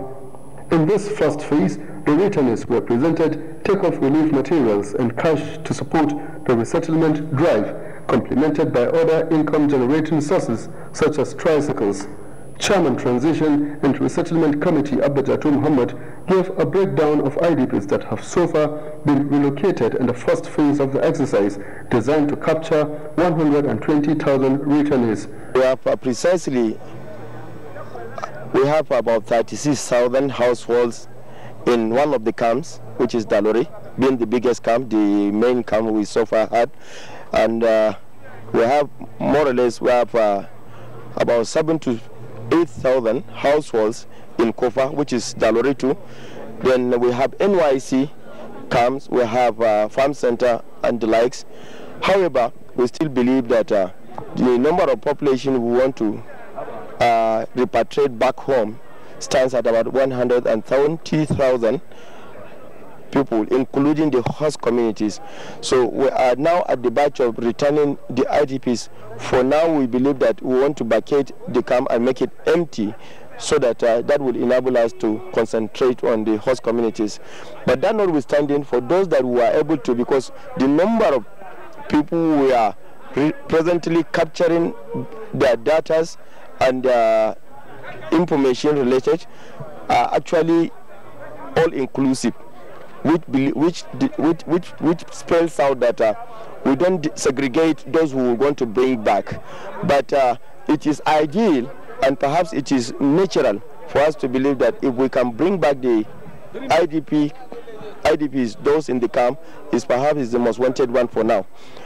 As of today, we are making effort to see how we can reach out to the neighboring states, particularly those in Cameroon, Minawau to be precise, and those who are living within Marwa and Garwa and up down to Mura. So we want to concentrate on actual people that we want to vacate from Maiduguri. But my co-chairman, we're going to facilitate the race, and myself, in conjunction with SEMA and the like, we will start moving to Cameroon so that we see how we can try to facilitate their return as fast as possible, as soon as possible. Opens are all been taken into consideration. His Excellency has advised that there are special houses, estates, and the likes that were constructed. We want to concentrate on their welfare first of all. The welfare, it entails a lot. One, how do you cater for their living? How do we cater for their education? And we've all agreed that His Excellency has even just released a kind of incentives for those who are willing to adopt, because it is just unnatural for us as Muslim Ummas to establish orphanage. There are special accommodation that is set aside for them, because His Excellency has said we will dedicate the whole of Indimi estate for them. So if for a child, you can't allow him to remain without a parental. So we have to make sure that those who adopt them, who are willing to adopt, will come along with the child to occupy the estate. So we have at least 300 houses standing by for them alone. Bama Local Government Caretaker Chairman Babashaw Gulumba highlighted efforts made at the level of the Local Government Council towards resettlement of the returnee IDPs. Have prepared at least some food items and plastic mats, blankets, over worth 10 million naira to my people. I will thank to His Excellency the Executive Governor of Borno State, Honorable Kashim Shettima, for his tremendous contributions towards developing Bama. Bama, if you visit Bama in 1st September 2014, tears will come out of your eyes due to the attack by the insurgency. But now, Bama returns more greater than its situation before. By God's grace, we are now making a congregational prayers in both our camps.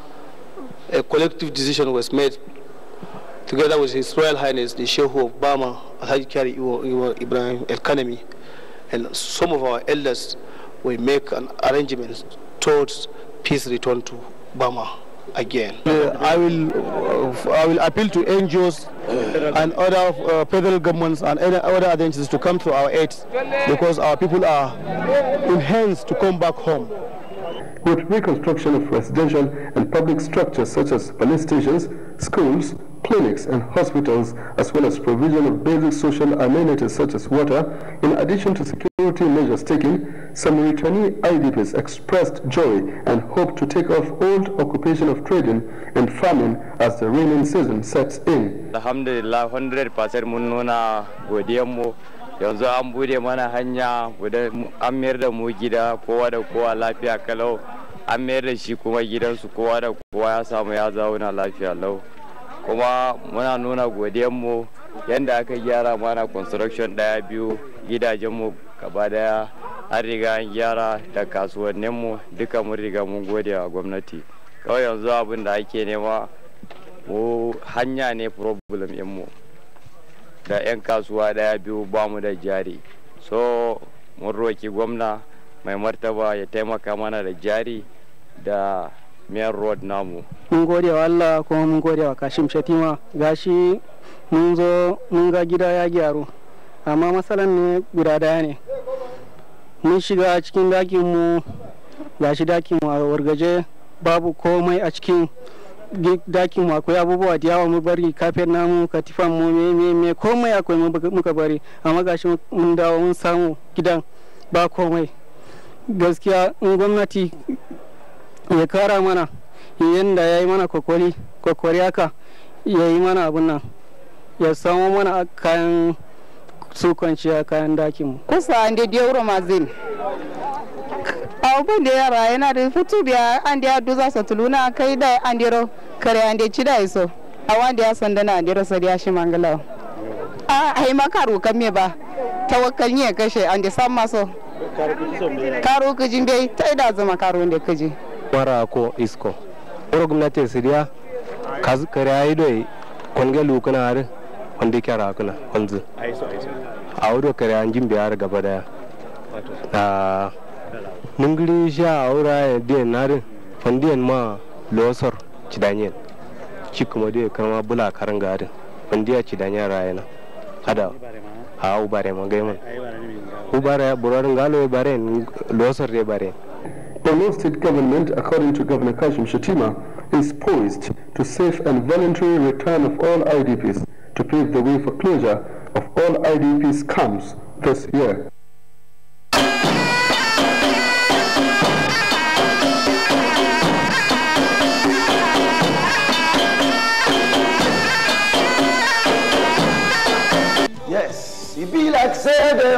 to tell us another story again, yo. Now so, you know, say people they say I be superstar. But for me, the real superstars are those people who they go vote for the candidate of their choice without violence.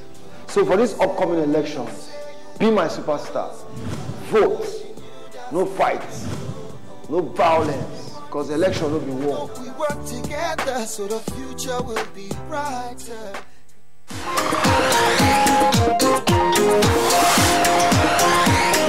We're talking about balanced diet now, we're talking about healthy living, and we're talking about complex carbohydrates. And you see, the essence of night and day is that day we can go for our daily activities, while the night is meant for us to have a very sound sleep. Also, you need to exercise. It may sound counterintuitive, like why would you exercise when you're underweight?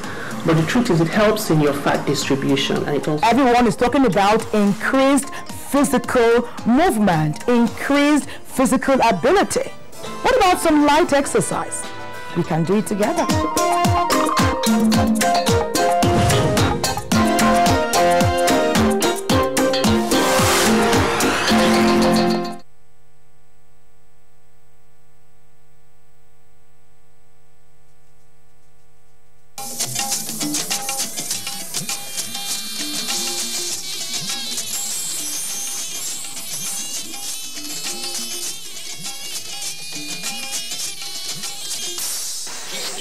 Service of the NTA.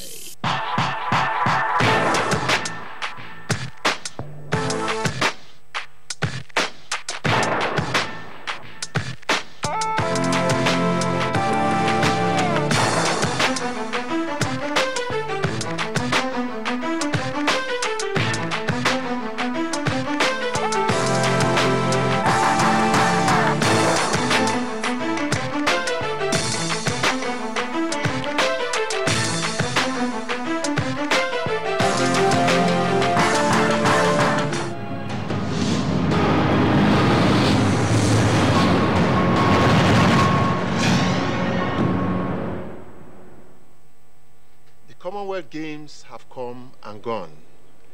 Nigeria put up what could be seen as a good performance. Its athletes amassing a total of 29 gold, silver, and bronze medals. Whilst the country congratulates all the medal winners on the Sports Parliament, we want to celebrate all the athletes that represented the country with special thanks to the physically challenged. They remind us of the human capacity to surmount challenges and still produce one's best. In sports, as in the rest of life, the greater glory lies in the participation rather than in the medals. Celebrate a medal, celebrate an individual. Celebrate participation, celebrate a whole community. On the Sports Parliament tonight, we are celebrating the entire family of athletes that represented Nigeria in the different sports. They have kept the fire of our country's huge potentials burning before the rest of the world. I am Segun Odegbami, Speaker of the Sports Parliament, coming to you from our mega city studio in Lagos, the studio of NTA, Africa's largest television network. Sitting in Parliament with me tonight are to my right, in his usual position, Godwin Dudu Orume. Good evening, Mr. Speaker. Good evening, viewers. And to my left, the great Olympian, who should have been our leader of delegation to the Commonwealth Games, but he didn't go. He's here with me in the studio, Olympic gold medalist, Nefiok Udo Obong. Good evening, Mr. Speaker. Good evening, Nigerians. We are going to have a fantastic package today. Join us after the break.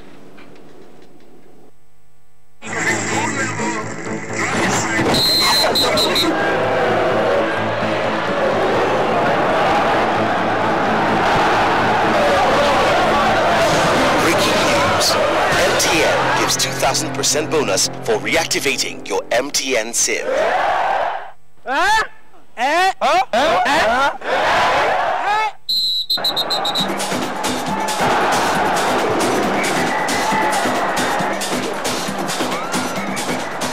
That's right.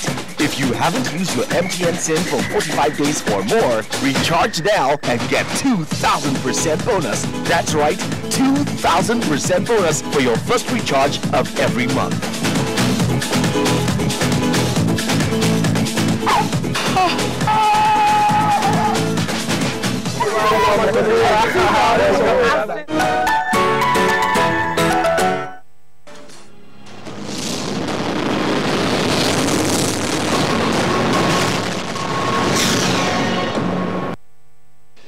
Welcome back. If you are just joining us, this is the Sports Parliament once again. We are going to begin with a summary of the Commonwealth Games, and then we'll be discussing all the details about what we all saw come from the Gold Coast of Australia. A summary. Williams now beginning to come into her running, but being challenged by Amasan. And Williams fades, and it's Amasan of Nigeria who takes it from Williams, and possibly Simmons of Jamaica for the bronze. 12.68. The para powerlifting competition started today with the men's and women's lightweight events. Each athlete has 3 lifts, and the winner is determined by a formula including their body weight and the weight they lift. The men's event was a showdown between Nigeria's Roland Izuriki and Paul Kahindi, the gold medal favourite. Izuriki of Nigeria.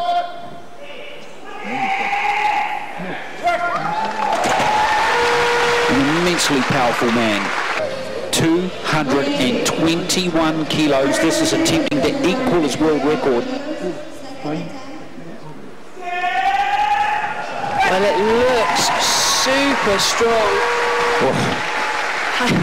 Izuriki, 2 lifts so far, 188, 194, and he goes up another 8 kilos. So here we go, 202. Well, my question there is, was the bar level? And I fear it wasn't. Paul Kahindi of Nigeria needs the points to overhaul his teammate. He weighs 62.7 kilos. He's attempting 222.5. It's a world record attempt and for a gold medal. So strong, can he get there? Wow! Well, the referee's happy the bar is level. No! Just at the end, he lost it. It's gold to Nigeria, and it's Izuriki who gets the gold medal, and Kahinde gets the silver. So the 2 Nigerians have swapped positions from Glasgow 2014. A fabulous display from the Nigerians, and earlier England's Ali Jawad claimed the bronze and celebrated in style. So the expected 1-2 for Nigeria, but not in the expected order. Ali Jawad takes the bronze. The women's lightweight event was to follow, and it included 7 competitors. But again, all eyes would be on the 2 Nigerian ladies and world record holders in their weight categories, Esther Ayima and Lucy Ejike. The powerlifting gold and silver, as expected, would be decided by the 2 Nigerians. And in her final lift of the day, Esther Ayima, who was already in the gold medal position, attempted a lift of 131 kilograms and a new world record, which she was already the proud holder of. World record attempt here for Esther Ayima for Nigeria.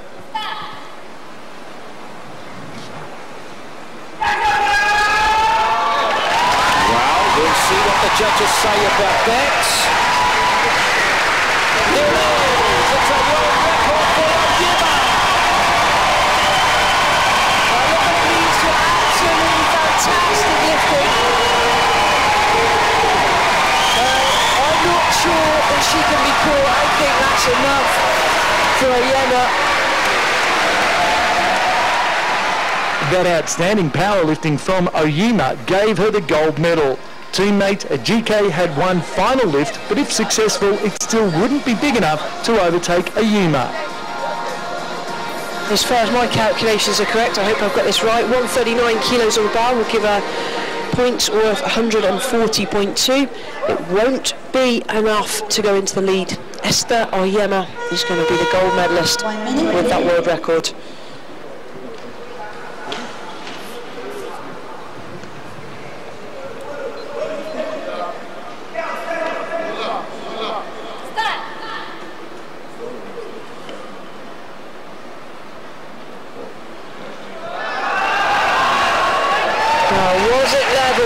bottom when it paused as it was at the top? I don't think so, neither do the referees. Gold and silver once again going to the Nigerians in emphatic fashion.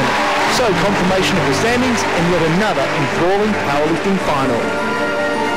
141.6 points, good enough for Oyema to win her second gold medal in the Commonwealth Games.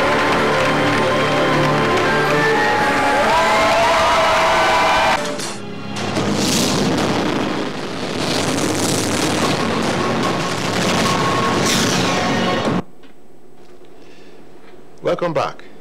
On behalf of all parliamentarians of the Sports Parliament, we congratulate all the athletes that fetched us the 29 medals, gold, silver and bronze, from the 2018 Commonwealth Games. In the past 5 minutes, we have sat and watched great Nigerian athletes produce some of those gold medals. But two things are striking.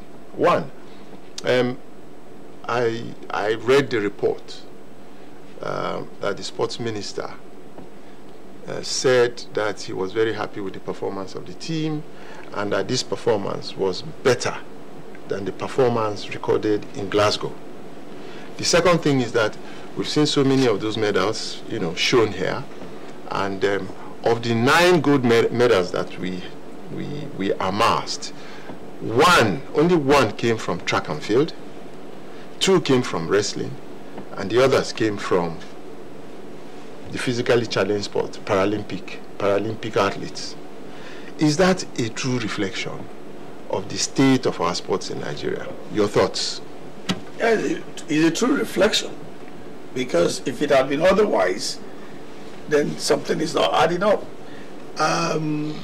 Years ago, 10, particularly 20, 30 years ago, the Commonwealth Games will see a very strong table tennis team from Nigeria, a very strong boxing team, a very strong weightlifting team, and track and field. Track and field. With those 4 sports which require adequate preparation, we have been lacking for so many years, and it doesn't appear as if anyone thinks there's a problem.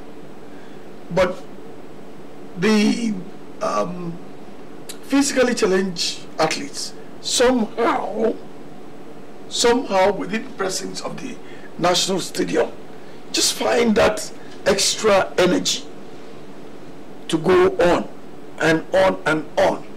Then you would start to reason, what about the other sports? Why don't they make such sacrifices? It's a delicate one. It takes a bit more than we see to produce world-class athletes. We never used to count medals from Paralympics as part of the medals for the team. Is that you don't do that at the Olympics? No, the Olympics, the Paralympic body is different from the Olympic body. So okay. They have 2 parallel organizations that conduct their games. But in the Commonwealth Games Federation, they are coming under the same umbrella. So it's actually something unique that the Commonwealth is proud of, that they don't segregate, discriminate, in so to say, who is who. So everybody's together in one village, and you can see that the village is made to be very friendly for all kind of able and disabled people.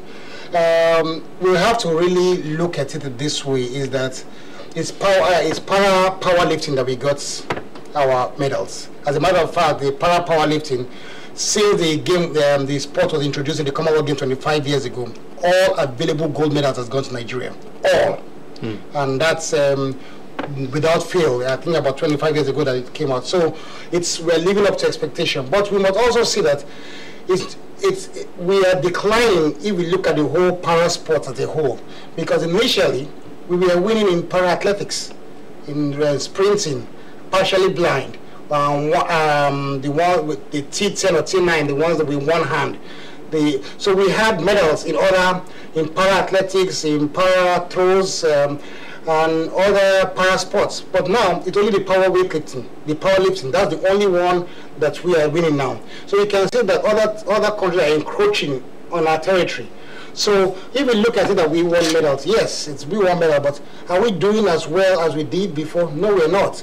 In Manchester Commonwealth Games, Olusoji Adesoji won the 100 meters in the world record time for the partially blind. We don't have anybody in the 100 meters now. We've had people win medals in other sports. So we have to look at it. When sports is developing from a point that it passes from raw power to more technical and more science-based equipment, that's where we start losing it. The power sports is pure power, and we are very strong in Nigeria. We have very strong nutrition, and that helps us. By the time technique starts coming in, that's where we start seeing our inadequacies, which is more or less in our coaching procedures. And let me just go talk about the general athletes aside from the Paralympics. Yes, and to open up generally from your first question that the minister's statement of why this games was better than the last games. Of course, the minister will want to defend his own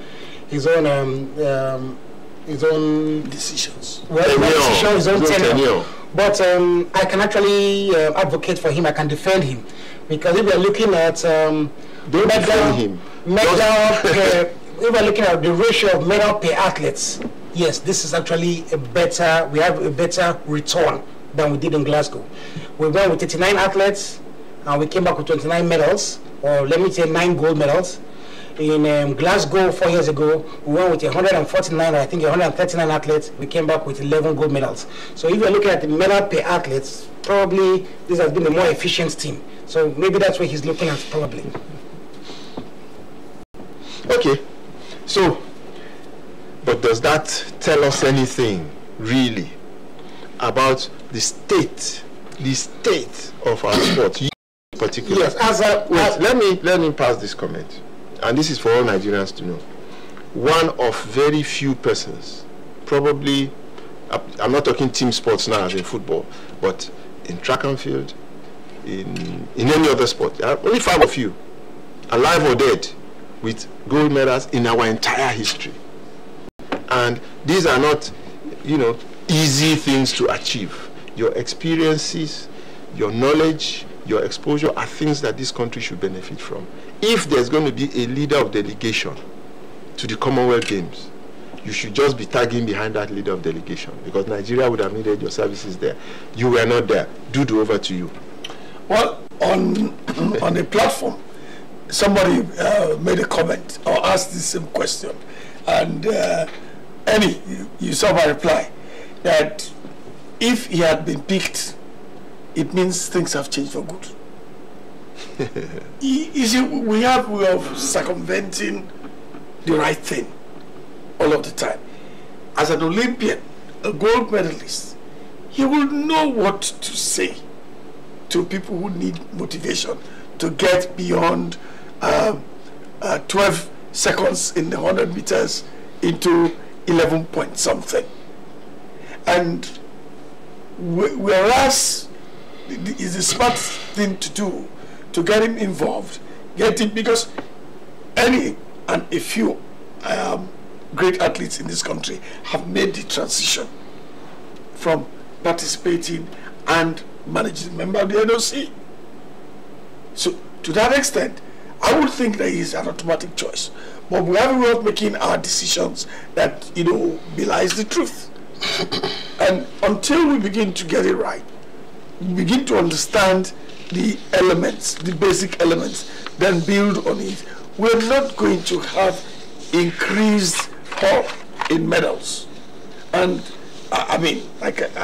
it's becoming obvious when the sports is shifting to scientific levels, where planning, strategy, and adequate funding become the issue. We're always going to take backseat. Yeah, that's very true. And like you said earlier on, Dudu said earlier on, the number of sports which you made allusion to represented on the medal, especially the gold medal. Only 3 sports represented on the gold medal. And athletics that has 44 events, we had only 1 gold medal from there. And if you go back to Glasgow, we had gold medals in, I think, 3 or 4 athletics events. Now, we had a young girl that jumped to success, Ese Brumi in Glasgow. Where is she? What happened to her? lot can be said about Blessing Okagbari. She had 2 gold medals in individual events. What happened? Was there something wrong? She was in Australia, but she didn't run. So why didn't she run? Is there something that could have been done? Then, and you said about, I felt so sad because my own event, we had 3 disqualifications in my event. 4x4 men were disqualified, and then the women, the individual women were disqualified. 2 of them, 2 of our veterans, for the same offense, crossing of line, running on the line. The same offense. Another runs, he's disqualified. The next other runs, same offense, disqualified. The relating goes, same offense, disqualified. So, who were the people there? Who were the people in charge of the team? And these are things that I saw, even from watching on TV. I said, oh, that's a disqualification. And nobody spoke to the next person. You have to be cautious. You have to do this. It's sad that a lot of things have gone wrong, and it's sad that some of our sports are not well represented, especially on the medal table, especially boxing and weightlifting. If we have seen any sport that has really grown, we say the para-athlete, obviously, but most importantly, wrestling. And you can see that wrestling is due to the right peg in the right hole. And you see that the administration of wrestling is going right, the training, the preparation is right. And even before they're going for the Commonwealth Games, we know that, oh, this team might do well. And it was very obvious. In the other events, it's neither here or there. It's a lottery. We hope, we pray. We know we are prayer warriors here, so we pray. God day, we win. And that's what happened. We didn't say much more about the state of sports in the country.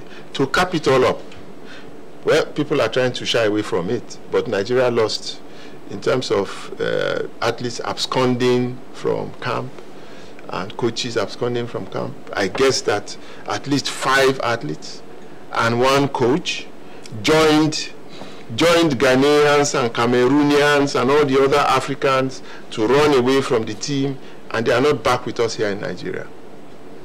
Well, it won't be the first time. Sad though, but the pressures abound. The fact that you're swimming against the tide all of the time, and you see an opening, you ventilate your career and your life. Just, I mean, you would say they take a risk by and live like fugitives and live like for some time to come. Yes, I mean, well, this is national television, so I'll stop. I don't know if they are furthering their careers. Probably they're trying to. It's more of economic reasons, but it's actually a sad thing that you will travel as an ambassador representing a country, and then you refuse to come back for one reason or the other. But it goes beyond sports, and that's beyond our covering sport. It goes beyond sport. There are other much more economic things that are going there. And, it's in general, in summary, just as sad for not just our country, like you mentioned, a lot of other African countries too. So even on the sports parliament, we are afraid to discuss how or why our athletes would leave our country and choose to go to the farthest part of the world, to go to Australia, where you don't have father or mother or anything. The reasons are obvious. Even the sun these days in Lagos is so hot. Very crazy. Well, I guess on that note, we'll just leave that topic. We congratulate our athletes once again.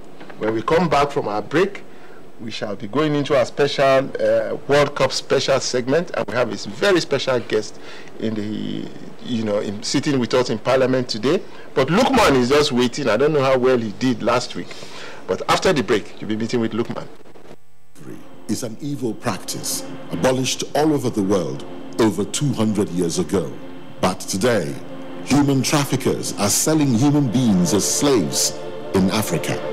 It is your responsibility to make sure that you and the people you know do not fall into slavery. Don't believe fake promises of jobs abroad.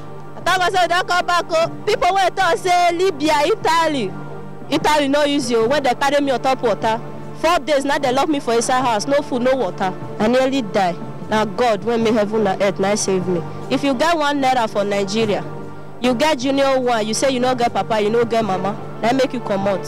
I beg go they do farm work. You better pass person when enter road. Don't accept to travel to Europe through the Sahara Desert. You may be walking into slavery. Don't be a slave. This is a public service announcement brought to you by NTA.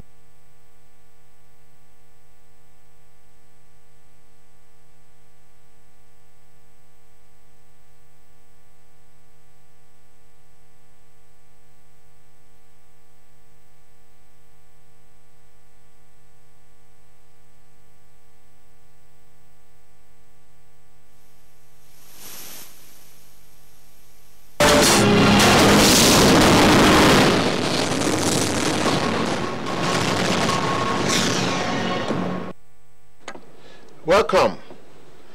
If you're just joining us, this is the Sports Parliament coming to you from Africa's largest television network. Over 60 million people. That was before. Now that we are about 200 million in population, we must be talking 70 or 80 million viewers of NTA. Well, our special guest today is now a veteran journalist, young man, fantastic journalist, and when it comes to talking the Super Eagles positively, there's no better ambassador. At the World Cup in 2014, that I succeeded in Brazil to do a lot of coverage myself was as a result of this man's support. I have the greatest pleasure to welcome the media officer of the Super Eagles of Nigeria, Toyin Ibitoye. Bishop. I can't assume the role of a veteran when I'm sitting amongst the real veterans. This man has been in journalism forever. I can't remember a period when you were not there. That's why I called you a veteran. And the man who gave the media in Nigeria today, with the focus on really the activities of the society, but politics gaining ground more than perhaps the expediencies of the economy. Well, like at any other time in a democracy, the mass media have the challenging opportunity. It's a challenging responsibility to play the kind of roles you just outlined. For us, as a government of change, there's a lot that obviously we expect from the communication system of the world, of the country. Now, it is being established quite a long time ago that in most countries such as our own, you find that the problems of development can be reduced to essentially problems of communication. If you're able to get your communications right, you are able to solve your problems of development. For instance, the media have this enormous power, this power of exposure beyond every other thing. I think it's the most essential tool that the journalist brings to the field in fighting corruption in our country. I tell you, in Nigeria and in many other cultures, sometimes the fear of exposure is a far more effective deterrent, in the fight against corruption. A governor and his son, in handcuffs, and they presented before cameras, TV cameras, and their pictures, taken in television. So it's a far more effective deterrent than even a jail term in many countries. So therefore, it depends on how effectively the mass communication system in the country is mobilized. And I think that as much as possible, this government is trying to do that, because there cannot be change in any given society without the communication system playing their own role very effectively. I remember in one of his lectures, the late sage Obafemi Awolowo said something about, you call them the watchdog. He said, don't remove the teeth of your dog, because if you remove the teeth, with what will it attack the enemy when he comes? And I think that as much as possible is a lesson we have internalized. As I speak to you, under the current administration, there's not one single journalist who is in prison for the performance of their own duty. Yes. No newspaper closures, nothing of that sort. And that's the basis for mobilization, yes, and the recruitment of the mass media towards a change that is positive in the society. You remind me of Chief Obafemi Awolowo in 1959, the first television in Africa in Ibadan. When he was inaugurating the television, he said, this powerful instrument of change, powerful instrument. This is what he's saying, the power of exposure. Do you see the media playing that role within the principle of social change today, especially with the change agenda on ground? Yes, the media is playing that role to some extent, to a limited extent, really, because the development of the society depends really on the media. Is what the best education anybody can get in a society comes from the media, day-to-day education, life education. The media currently is not exposing enough. I think the media could do with more investigative journalism. In fact, in some countries, the media even leads the police and private public investigators and all that into stories. So the power of exposure is the most powerful power of the media. Here in Nigeria, we're not maximizing that power of exposure, and we're not watchdogging enough, maybe because of our own developmental and resource constraints. We're wagging the tail more than biting. Because if you look at all the people that have been brought in by EFCC, ICPC, DSS, I don't think up to 10–20% of them, were exposed by the media before the DSS or EFCC or ICPC or police got to them.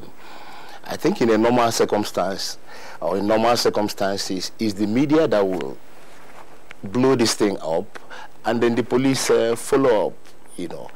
That is not happening right now.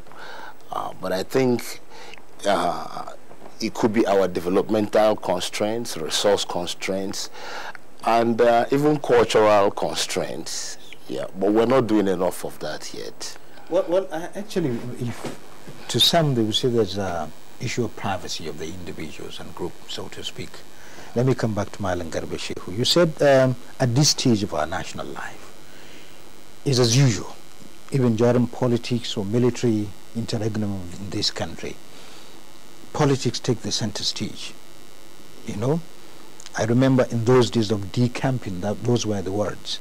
Decamping, a kind of political shenanigans, the picadollos and what have you of the political elite, so to speak. Does it still hold center stage? Take, for instance, I remember in our last discussion with Mr. Femi Adishino, we're talking about all the hullabaloo about Mr. President in overseas. This and that, you and him, perhaps we didn't envy your position at that time. Even now, the kind of how to manage the media and government. Let me tell you, maybe because, the heat, as they say, is in the kitchen. And if you don't want the heat, get out of the kitchen. Right now, we're in the kitchen and we're feeling the heat. Look, let me tell you, we just celebrated Chief Obafemi Awolowo and all of these political icons. Yes. When they ran government, when they ran media and all of that, they didn't have the challenges of the social media, for instance, which is a now medium. And before you know it, the small thing that breaks, it goes viral. Hyperbolically. And you are read now, there's no longer a small newspaper or small radio or TV station. Everyone is online. The moment you speak now, on this program, somebody is in Japan, is watching you in Iceland, in America, in Canada. It's because in the past, they had to wait for the following day in the morning to read the story. Now they know it as it happens. As for politics, you mentioned, well, you know that since the media themselves, they don't descend from the moon.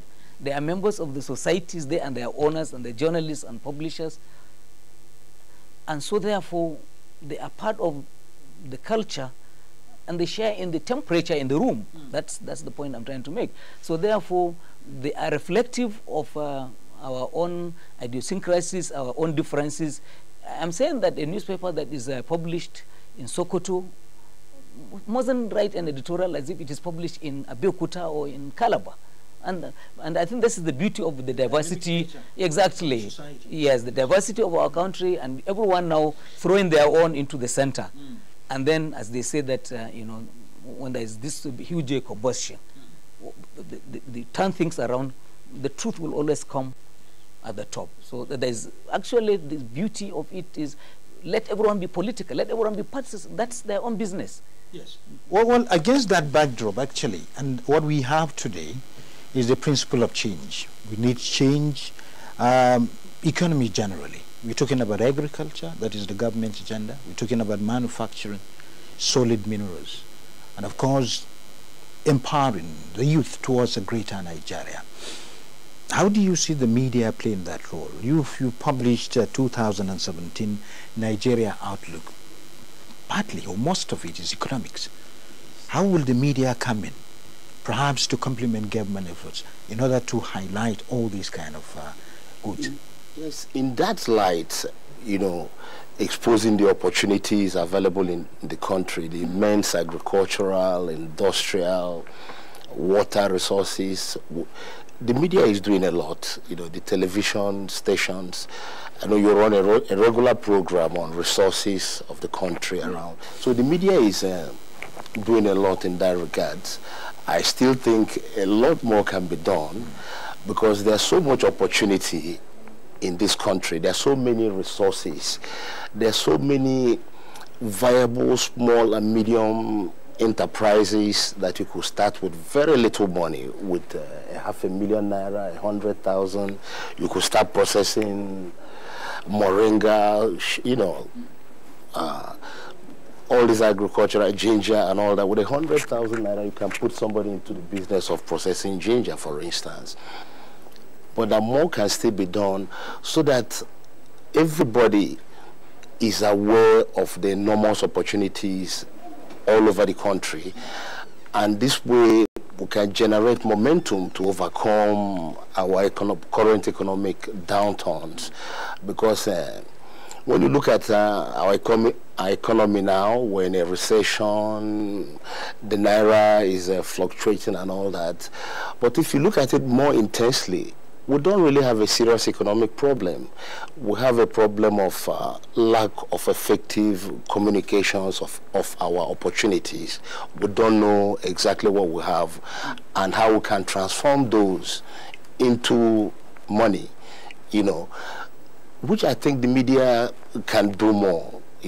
With the 2017 Nigeria Outlook, we're looking at the economy, governance and investment opportunities. Yes. Identify our problems and also profile solutions and suggestions to governments and the citizens.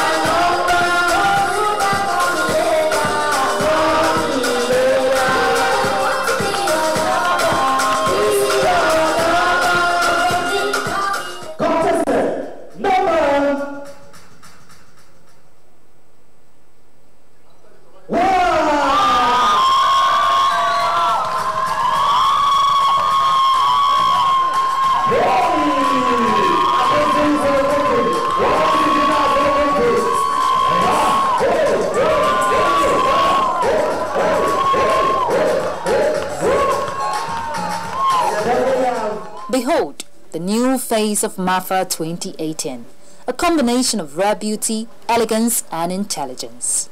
I feel happy.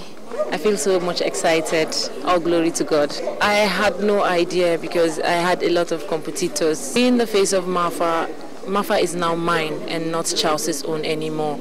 And I would handle it the way I would handle my own company, my own businesses. I'll make sure I do a back-to-back movie that is educating, not like our normal kind of movies that we normally watch. But I want to go into educating, picking up from domestic violence, VVF, and so on. Beauty, they say, is in the eyes of the beholder.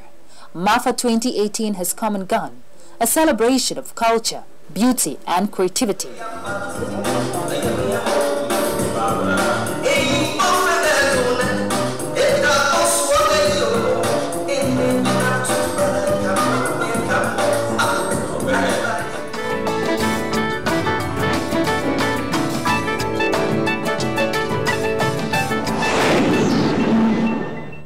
outfits of Martha there, we wish her the very best during her reign. And Queen Latifah said, every woman is a queen and have different things to offer. So keep staying beautiful and keep staying in style. That's it on the program today. Thank you so much for being part of it. But we invite you to go follow us on our Instagram handle. It's at NTA2Lagos_style. Send us your comments, your suggestions, and whatever you want to see on the show. Thank you so much. We'll see you next week. But remember to always keep that smile burning because that's your style. My name is Ruth Aguele. Bye-bye.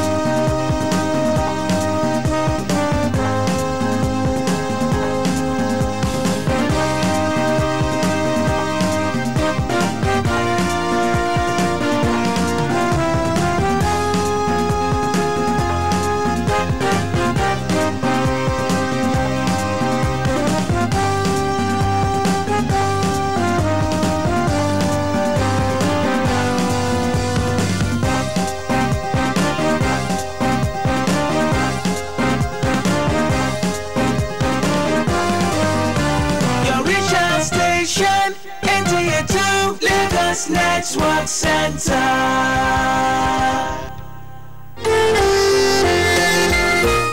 Looking for a place to relax and unwind after a tiring day?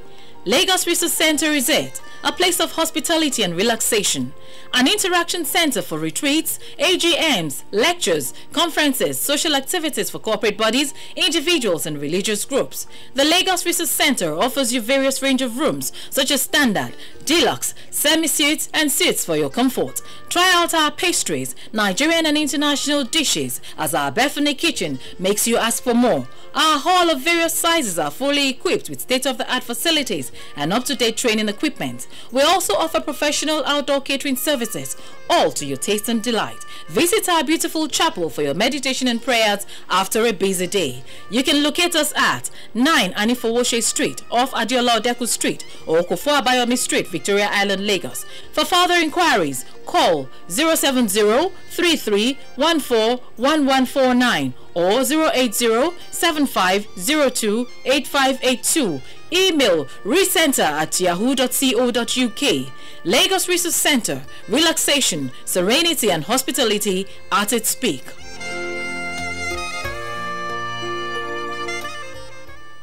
Let us plant a tree today. Make the rain fall, keep the desert away. Let us plant a tree today.